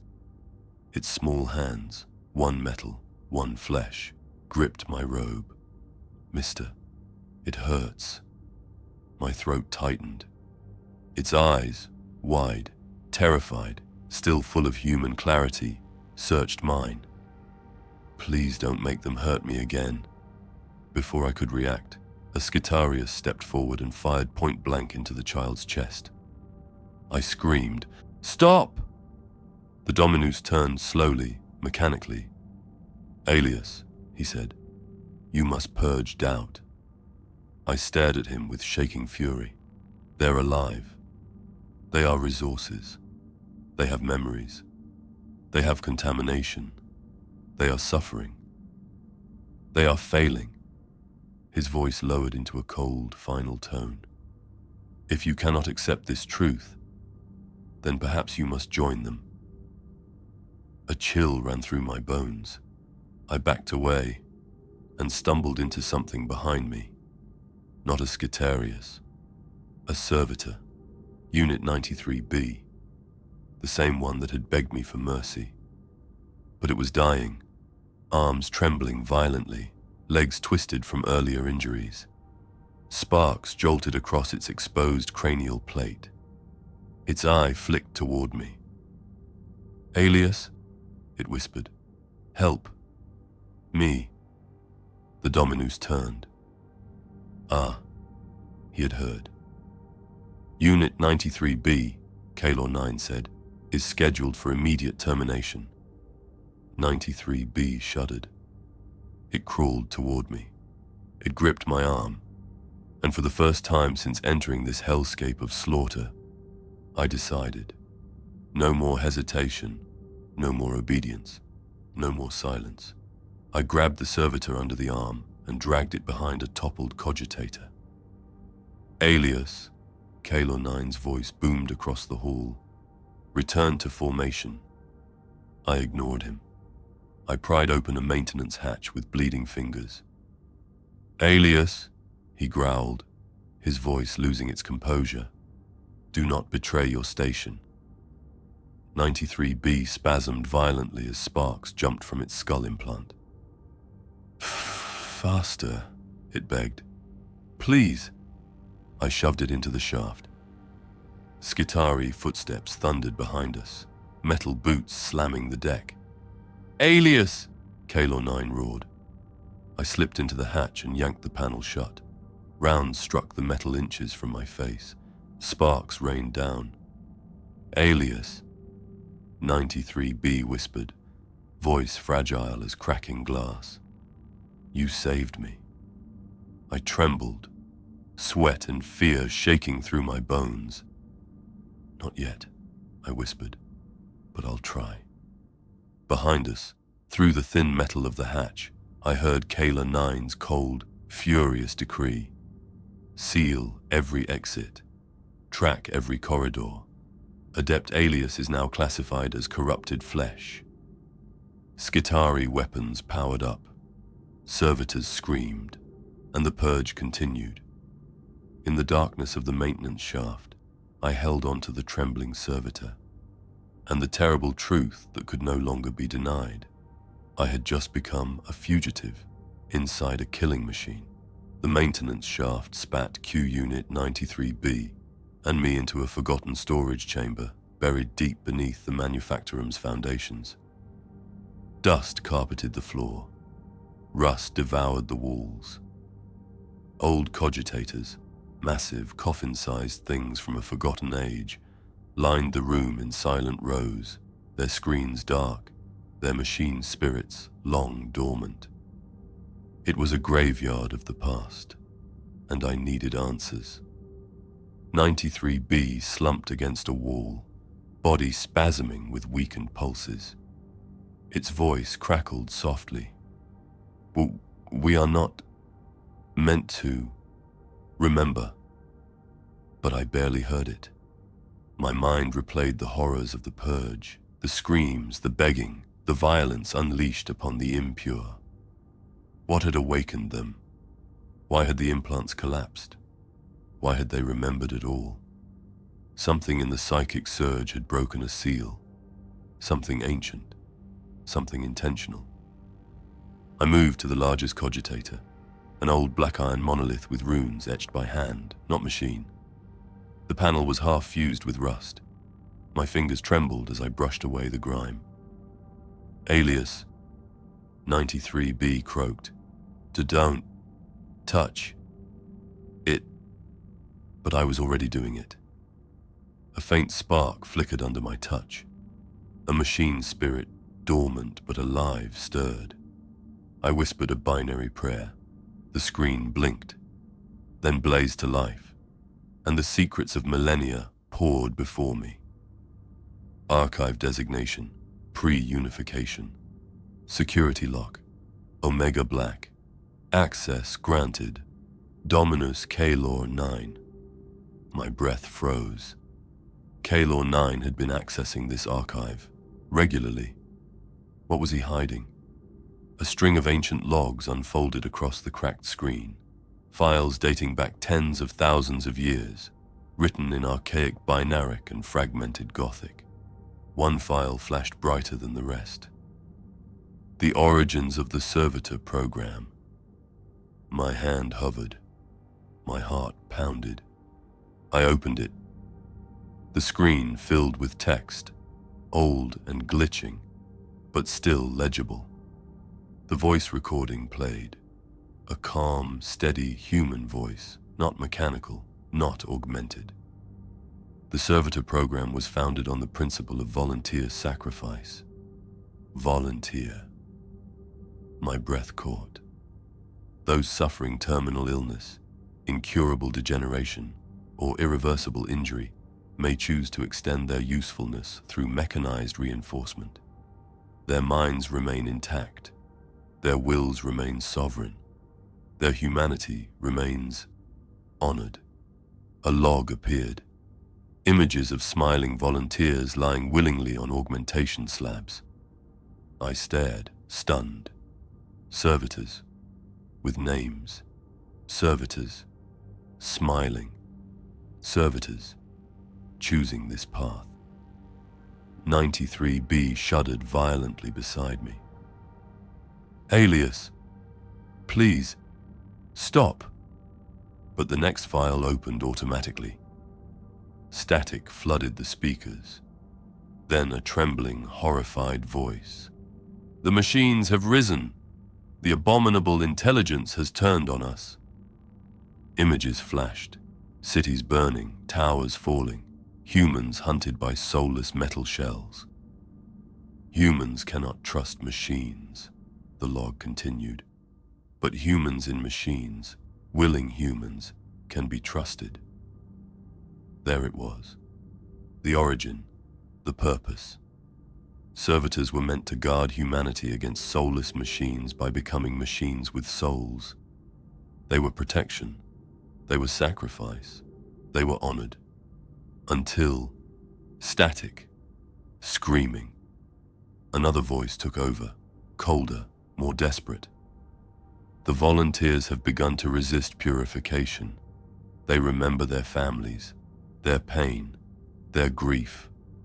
Then a line that made my blood run cold. To ensure compliance, emotional capacity will be suppressed. The recording ended abruptly. My nails dug into my palms. Suppressed, not erased. The next file chimed open. The recording was from a later era, after devastation, after fear had twisted into policy. A cold, emotionless voice spoke. Voluntary servitude has been deemed inefficient. Fear of the process has reduced participation. Fear, not of machines, of enslavement. Stage 4. Mind purge will be expanded, not to erase consciousness, but to suppress resistance. My stomach turned. Pain sensitivity will be preserved at minimal levels to ensure docility. I gagged. They kept the pain, deliberately, as a leash.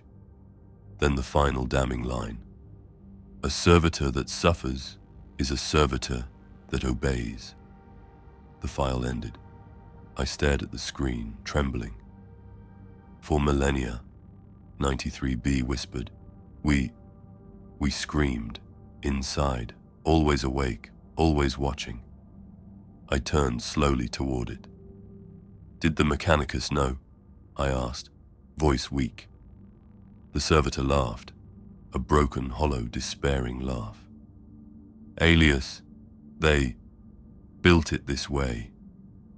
It dragged itself forward, metal fingers scraping the floor. They never meant to free us, only to bind us, tighter. Another file opened on its own, or maybe my trembling hands hit something. I couldn't be sure.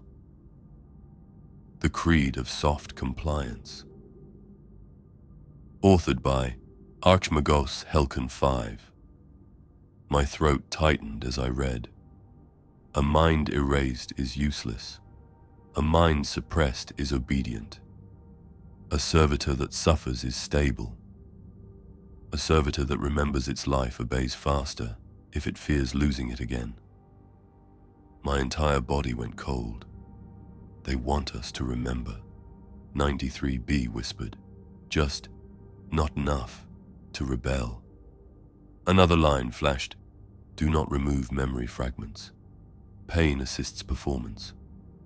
I sank to the floor. The truth pressed down on me like a crushing weight. I had believed servitors were empty. I had believed they felt nothing. I had believed I was maintaining machines. But I had been maintaining prisoners. Prisoners tortured into obedience. Prisoners who once had names, families, dreams. Prisoners who remembered everything. My hands shook uncontrollably. I've been helping them, I whispered, horrified. I've been keeping them alive inside their own cages. 93B pressed its cold hand against mine, trembling. You didn't know, it said softly. But ignorance was not innocence. I was complicit. I had oiled the gears of their torment, adjusted the screws that held their souls in place, calibrated the machines that hollowed minds and harvested lives. I had helped build the cage. The door to the chamber slammed open, flooding the room with blinding light. Metal feet marched in. Skitari, dozens of them. Their rifles hummed with killing charge, and behind them, on a hovering grav platform, Dominus Kalor 9. His red lens blazed with satisfaction. There you are, Adept Aelius, he said. I see you've discovered the truth. My heart pounded. 93B clung to me weakly. Dominus, I whispered, throat tight. This is evil. No, he replied, drifting closer. This is order.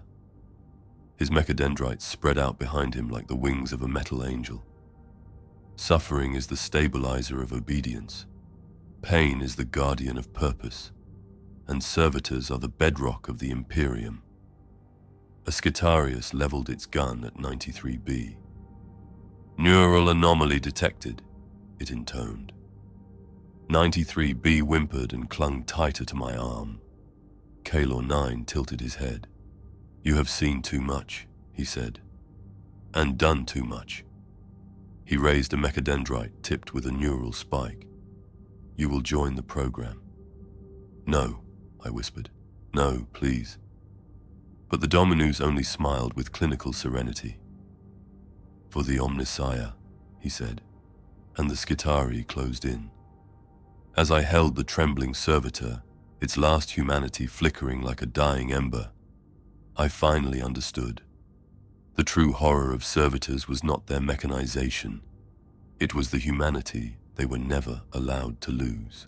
We fled downward, past the manufactorum's screaming halls, past the blood-streaked corridors where Skitari weapons still echoed, past the layers of rust and shadow no tech adept ever walked willingly.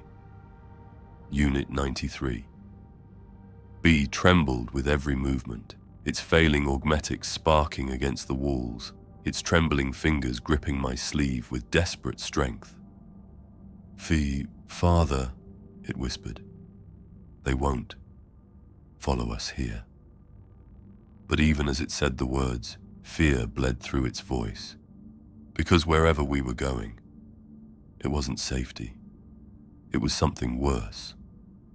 The hatch opened into darkness, not the manufactured gloom of Mechanicus corridors. No, this was natural darkness, old darkness, smelling of rust, rot, and quiet corruption that had eaten away at metal and morality alike. The floor beneath us was grimy, slick with industrial oils and something thicker, something that clung to my boots with a wet suction.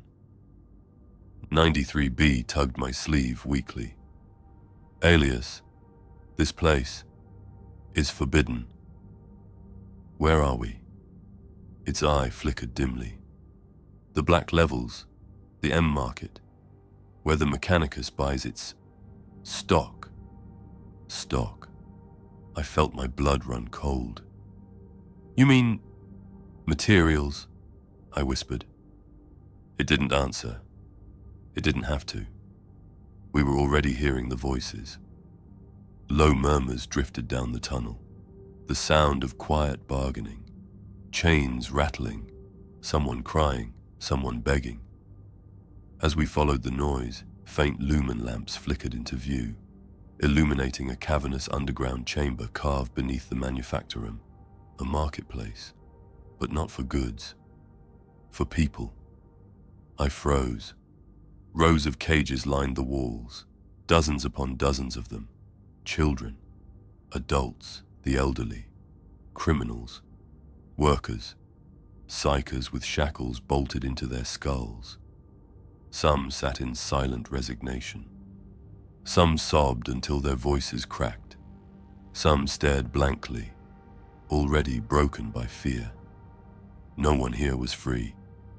In the center, makeshift stalls of rusted metal held bound bodies, where black-robed adepts examined them with clinical interest. Healthy bone density, low mutagen levels, high pain threshold, good candidate for heavy lifter conversion. This one is young, perhaps a long-term processor model. They spoke as if discussing livestock, not humans. I staggered forward, heart pounding.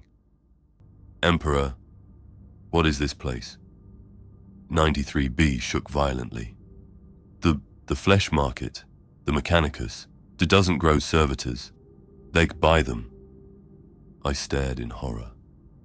A noblewoman, dressed in embroidered robes, flanked by armed retainers, stood beside a cage containing a terrified young mother and her son.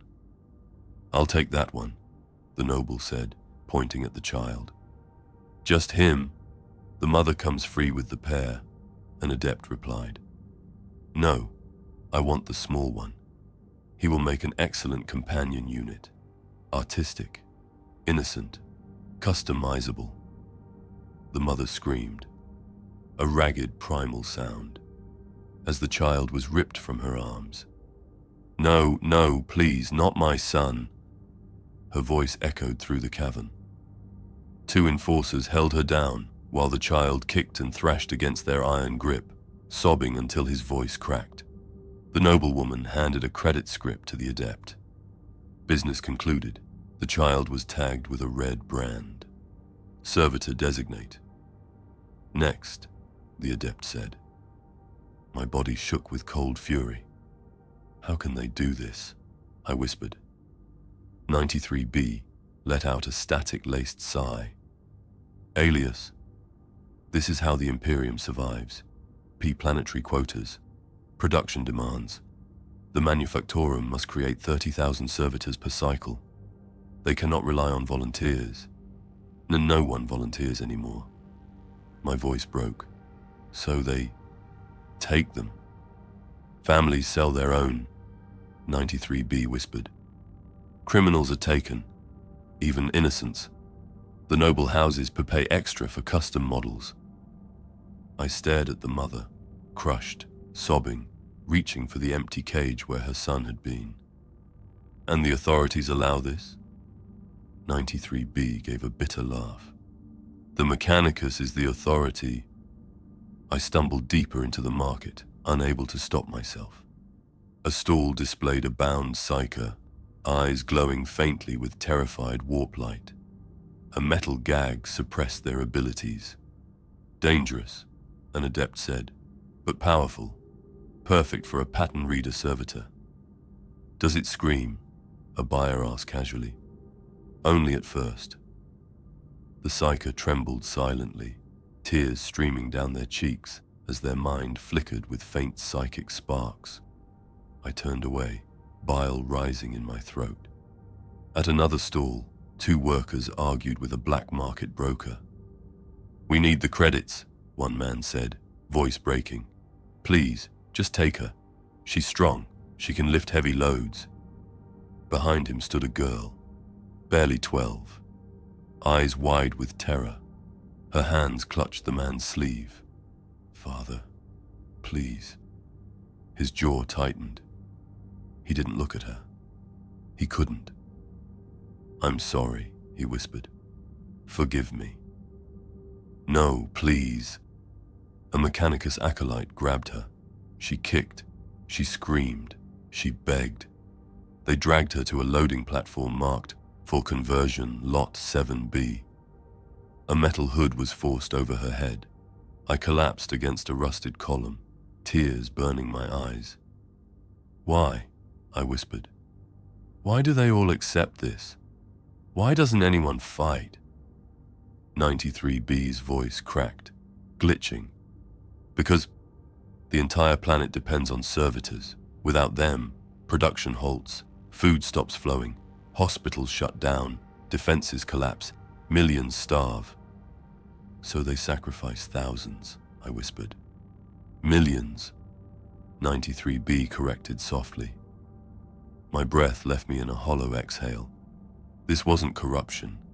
It was infrastructure. A world built on human suffering. An empire built on flesh and silence. A machine powered by souls that never stopped screaming. I realized then that this wasn't a secret sin of the Mechanicus. It was the foundation of the Imperium, and I was part of it. My hands shook. My lungs tightened. I felt myself sinking under the weight of it, when a sudden clang echoed behind us. I froze. 93B went rigid. Footsteps, heavy, metal, synchronized, coming down the tunnel. A cold mechanical voice boomed. "Unregistered life signs detected." 93. B trembled violently. "No, no, no. They found us." Red lumen lights snapped on overhead. A squad of Mechanicus enforcers stepped into the chamber, circuit-covered masks glowing, stun lances crackling. Behind them, a senior tech priest raised a scanning device. "Adept Aelius," he intoned, "you are trespassing in restricted commerce zones. This is heresy." I took a step backward. A lance leveled at my head. "And you, Unit 93B," the priest continued, "was scheduled for termination." The servitor whimpered, pressing against my leg. Please." "Aelius." Another enforcer stepped forward. "Seize them," the priest commanded. 93B cried out. I clenched my fists. Steel footsteps thundered toward us, and in that single heartbeat, with no escape, dash dash, no hope dash dash, no time, dash dash. I understood. The flesh market wasn't hiding in the dark. I was. They didn't even give me a trial. There was no tribunal, no recitation of charges, no chance to speak a defense. Just cold metal hands, a stun lance to the ribs, and the stench of burnt ozone as I collapsed to the floor. When I woke, I was already shackled. A metal collar bit into my throat. Restraint cuffs dug into my wrists and ankles. A bar of cold adamantium connected all 4 points, forcing me into a humiliating crawl. I was no longer Adept Aelius. I was weak flesh, and weak flesh had only one destination: servitor conversion. They marched me downward through the manufactorum's lowest levels, each step like descending into a mechanical underworld. Sparks fell from malfunctioning lumen strips, hissing as they hit the oil-slick floor. No words were exchanged. The Skitarii escort didn't speak. The tech acolytes overseeing the process didn't look at me. The few workers we passed turned away as though I carried a plague, as though touching me with their eyes might condemn them too. The silence was suffocating. Only the sound of boots, chains, and my own ragged breath filled the air. The deeper we went, the colder it became. Not physically, though frost gathered on the pipes, but spiritually. The walls tightened, the lights dimmed. The air grew thick with sterilization chemicals and the copper tang of blood. I had walked these halls before, but never like this, never as prey. At the final descent, the Skitarius shoved me forward. My knees slammed into the grated floor. Pain shot up my legs. A tech acolyte approached, holding a brass brand adorned with the cog of the Omnissiah. He pressed it to the collar around my throat. A searing jolt shot through my skull. A voice, cold, synthetic, echoed from the brand: judgment, weak flesh. Sentence: repurposing. My stomach twisted. Repurposing. The word felt like a blade sliding between my ribs. The acolyte nodded to the Skitarii. Take him. They dragged me to a pair of massive steel doors. Runes of sanctification blazed across their surface, flickering in crimson light. The doors hissed open, and the conversion hall swallowed me whole. The chamber was vast and alive. Screams, distant, muffled, cut short by metal. Drills, whining, chewing, grinding into bone. Flames, scorching surgical implements. Servo arms, swarming overhead like predatory insects. The smell was an assault: burnt hair, sterilization oils, boiling nutrient fluid, fresh blood. Rows of slabs filled the room, each occupied. Some held corpses half stripped of flesh. Some held writhing victims, restrained and gagged. Some held newly lobotomized husks ready for augmetic installation. I felt my breath catch. I recognized this place. I had stood on its edges as a witness, observing, recording, pretending not to hear the screams. Now I was the one chained to the slab. They dragged me to an empty table, one I had seen before. The same one where I watched a child's memories burn. The same one where a mother begged for her son. The same one where I first smelled the rancid stink of a mind dying. The straps were wet, with blood. The Skitarii forced me onto my back. The steel was ice against my spine. No, no, please, I gasped. My words didn't matter. My body didn't matter. Weak flesh was not permitted to plead.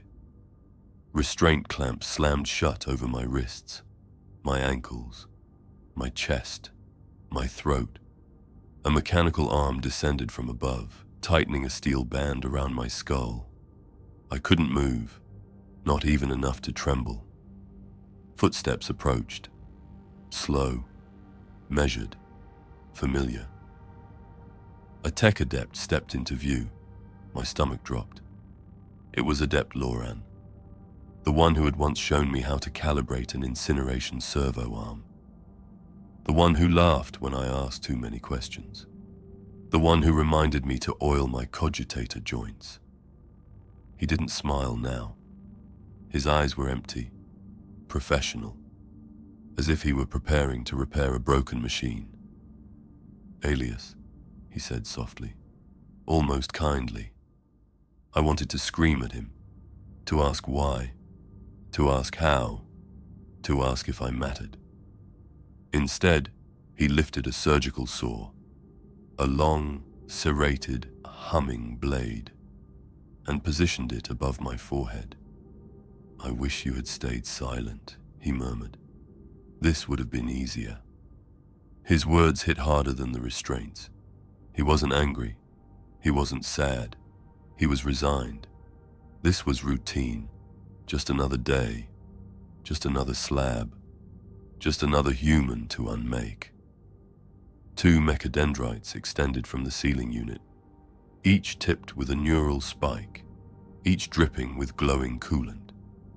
They aligned with the ports at the sides of the headband. I felt the cold metal brush my skin. A tingling sensation spread across my scalp. A surge of panic shot through me, wild and electric. "Loran, stop, please." He paused. Just briefly, his eyes flickered. Humanity, recognition, regret. He placed a cold hand on my shoulder. "Aelius," he whispered, "the pain will be brief." A lie, a comfort, a mercy he could not give.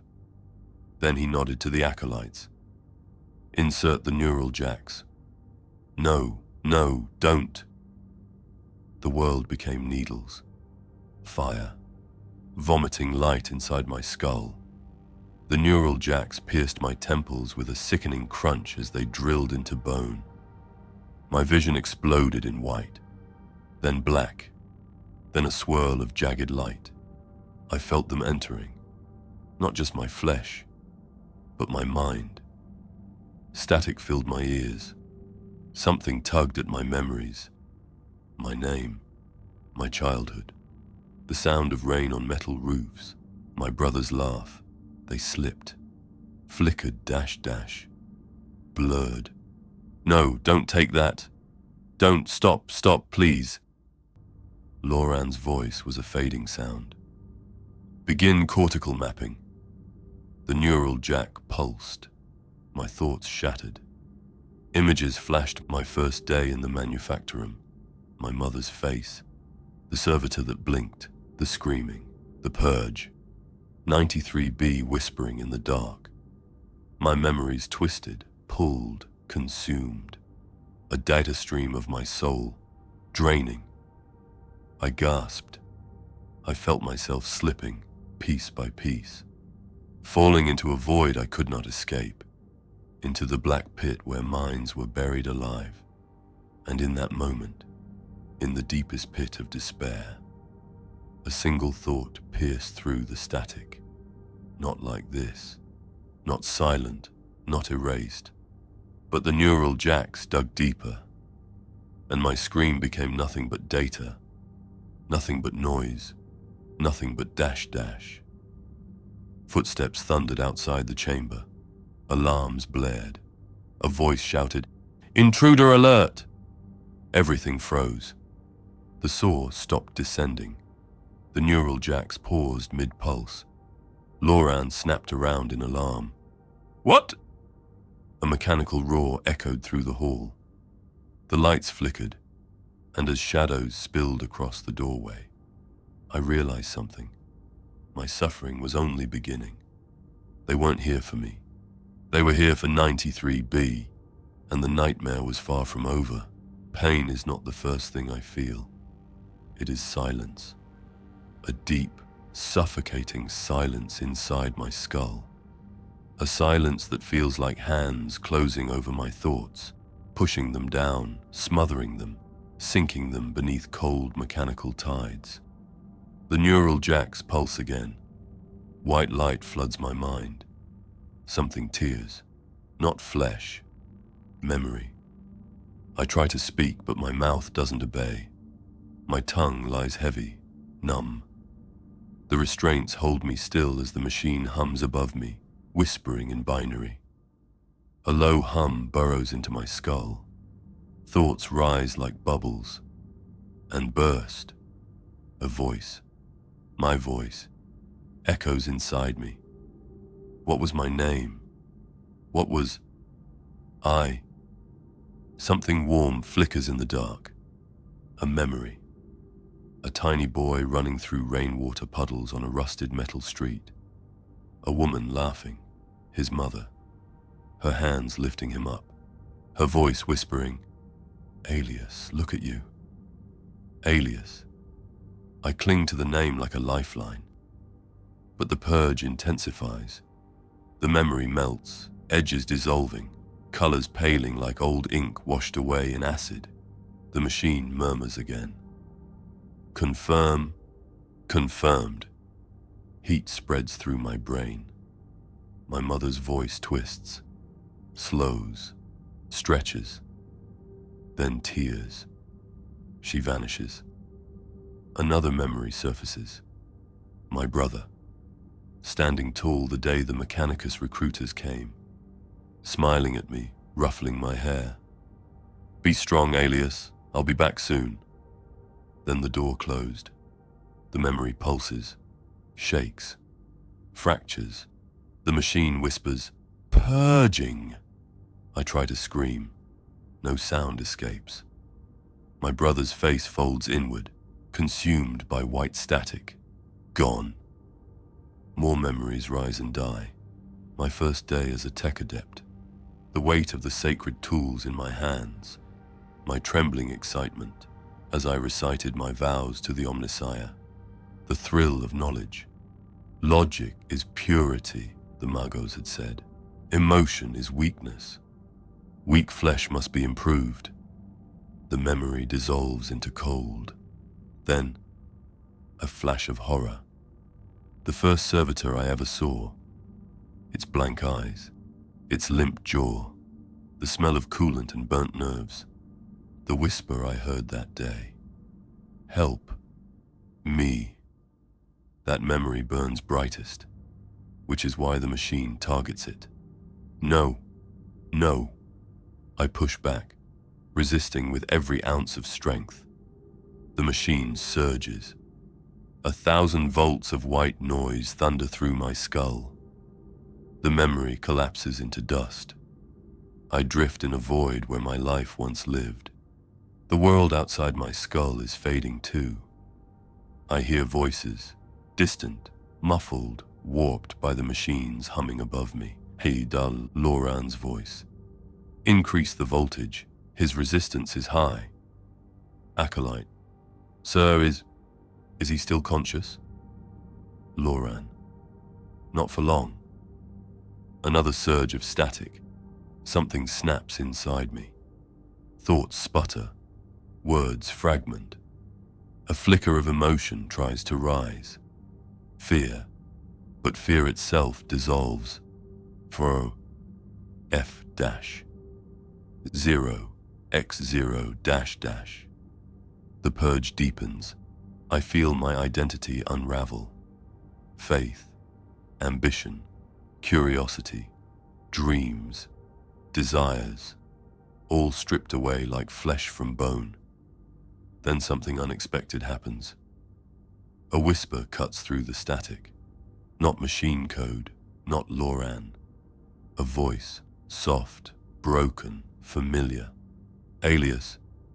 I try to focus. The machines fight back. Static crashes down, but the voice pushes harder.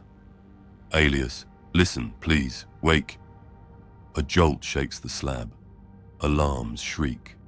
Something metallic slams against the machinery above me. Loran shouts, "What is? Security! Shut it down, now!" Another impact. Sparks shower my face. And then, through the haze, a shape leans over me. Half metal, half flesh. One eye glowing, one eye human. Unit 93B, the servitor I saved. It gasps, voice glitching, fragmented. Aelius, no, no, don't. Lose yourself. It reaches toward the neural rig above my head. Its trembling hand grips a bundle of cables. Acolytes scream, "Stop that unit, now!" Metal boots thunder closer. The servitor braces itself and rips the cables free. A shockwave blasts through my skull. The neural jacks yank painfully against my temples. Static erupts in a violent storm, blinding dash dash, white dash dash, chaotic dash dash, and then silence. Cold, absolute silence. Like the moment after a heartbeat stops, my mind hangs, suspended, somewhere between thought and nothingness, between death and servitude, between existence and erasure. I feel hands on my chest, a desperate shaking. Aelius, Aelius, wake up. The voice cracks. Something warm falls onto my cheek. A tear. From a servitor. It speaks again, raw with terror. You saved me. Now, let me save you. A distant boot crashes down. Someone fires. A scream. A body hitting metal. A servitor's voice glitching into silence. 93B is gone. The world tilts. The machines reboot. I feel the cold hum rising again. My thoughts scatter like frightened animals. Words degrade, language breaks, meaning dissolves. A voice inside me whispers, "This is the end." Another voice whispers, "Or the beginning." A new light forms, not white, not mechanical, something softer. Dimension, human. I reach for it. My mind is slipping, but something in me still fights, still clings, still refuses to die quietly. Static fills my skull. My last coherent thought flickers. Aelius. I was Aelius. I think and then a spark, a pulse, a whisper. Not from outside, from within. Wake. My eyes snap open. Bright light floods in. I gasp breath into lungs that had forgotten they were alive. My fingers twitch. Free. The neural jacks hang dead at my sides. The slab is empty.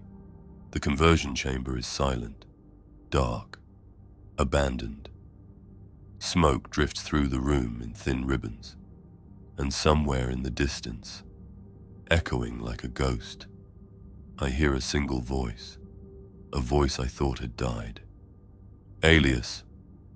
A tremor runs through me, because I can't tell if the voice is human, or machine dash dash, or something that has awakened inside me. The silence around me shatters, and I take my first step into whatever I have become.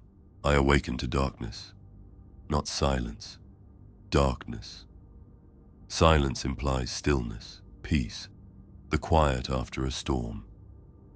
This is not that. This is the heavy, suffocating black of a machine returning from shutdown. The hum of systems rebooting. The faint tick of cooling metal. The sensation of weight, unnatural weight, pressing down on my limbs. I try to breathe. Something hisses inside my chest, not air, vapor, mechanism. My eyes open. White light floods in, cold, sterile, merciless.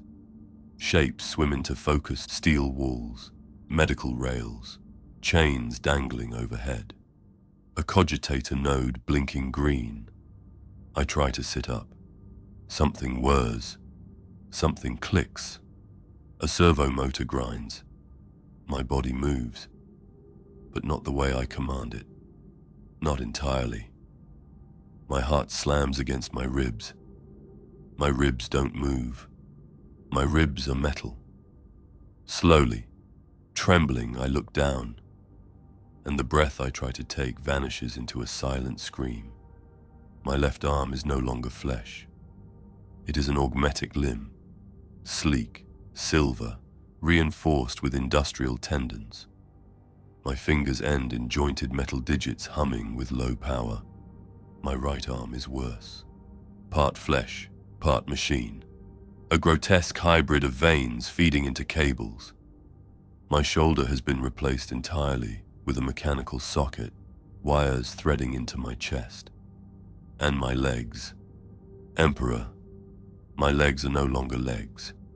They are reinforced servitor supports, braced, armored, balanced for industrial labor. Heavy enough that I can feel the deck bend beneath me when I shift. I reach for my face. Cold metal meets my cheek. A plate. A cranial implant. A slot where a neural jack once entered, and maybe still can. What did they do to me? I whisper. But my voice isn't fully mine. The words vibrate with a faint vox filter, synthetic resonance mixed with human breath. I stand. The floor vibrates with the weight of my augmetic limbs. A panic rises inside me, hot, wild, choking. No. No. Please. No. I stumble toward a shattered chrome panel on the wall. It reflects a warped, broken image. But enough. Enough to see. A face half flesh, half metal. An optical lens glowing faintly within one eye socket. Scar tissue stitched where augmetics meet skin. Wires coiling down my neck like veins of steel. My stomach lurches. I look like a servitor. A failed one. A patched-together experiment. Something between man and machine. Something that should not exist. A hybrid. A question. An abomination. Footsteps echo outside the chamber.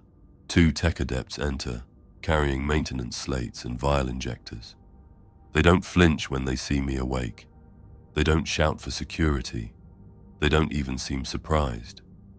One gestures toward me without looking up from his slate. Unit 11 Delta is active, he says. Unit. Not Aelius. Not adept. Not human. The other nods. Diagnostic scans indicate stable integration. Cognitive functions at baseline.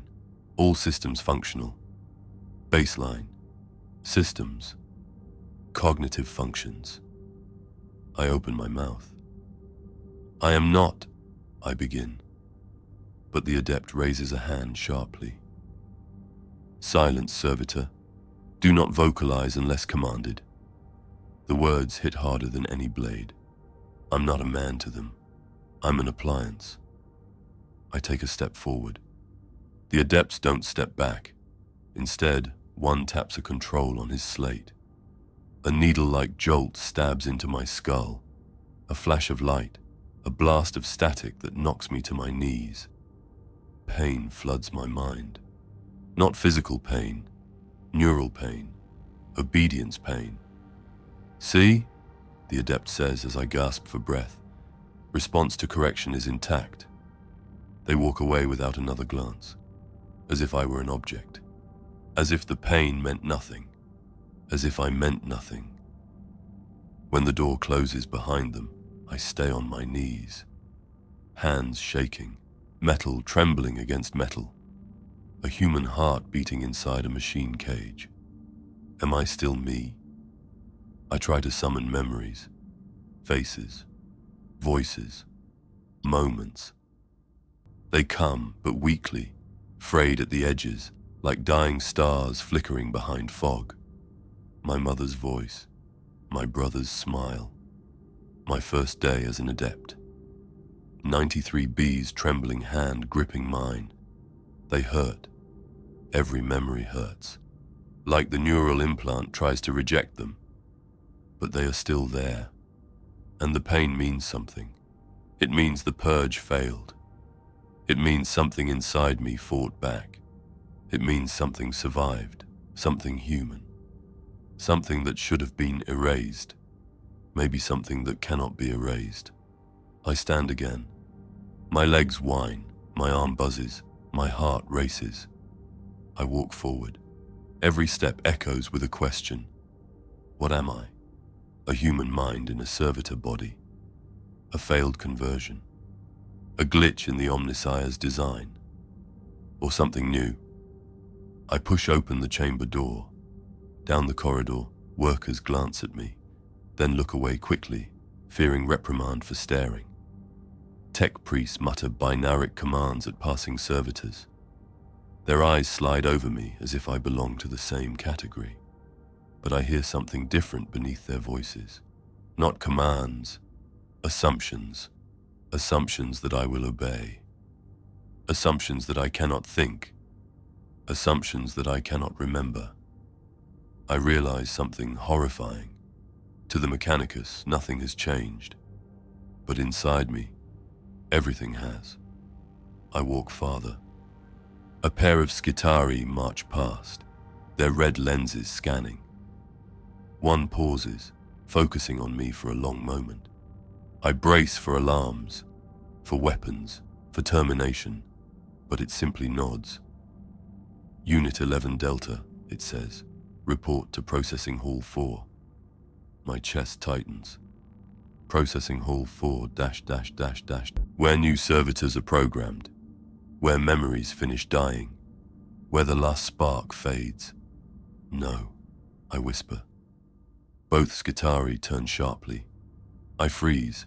The taller one steps forward. Repeat designation. I remain silent. Something inside me trembles. Fear, defiance, humanity.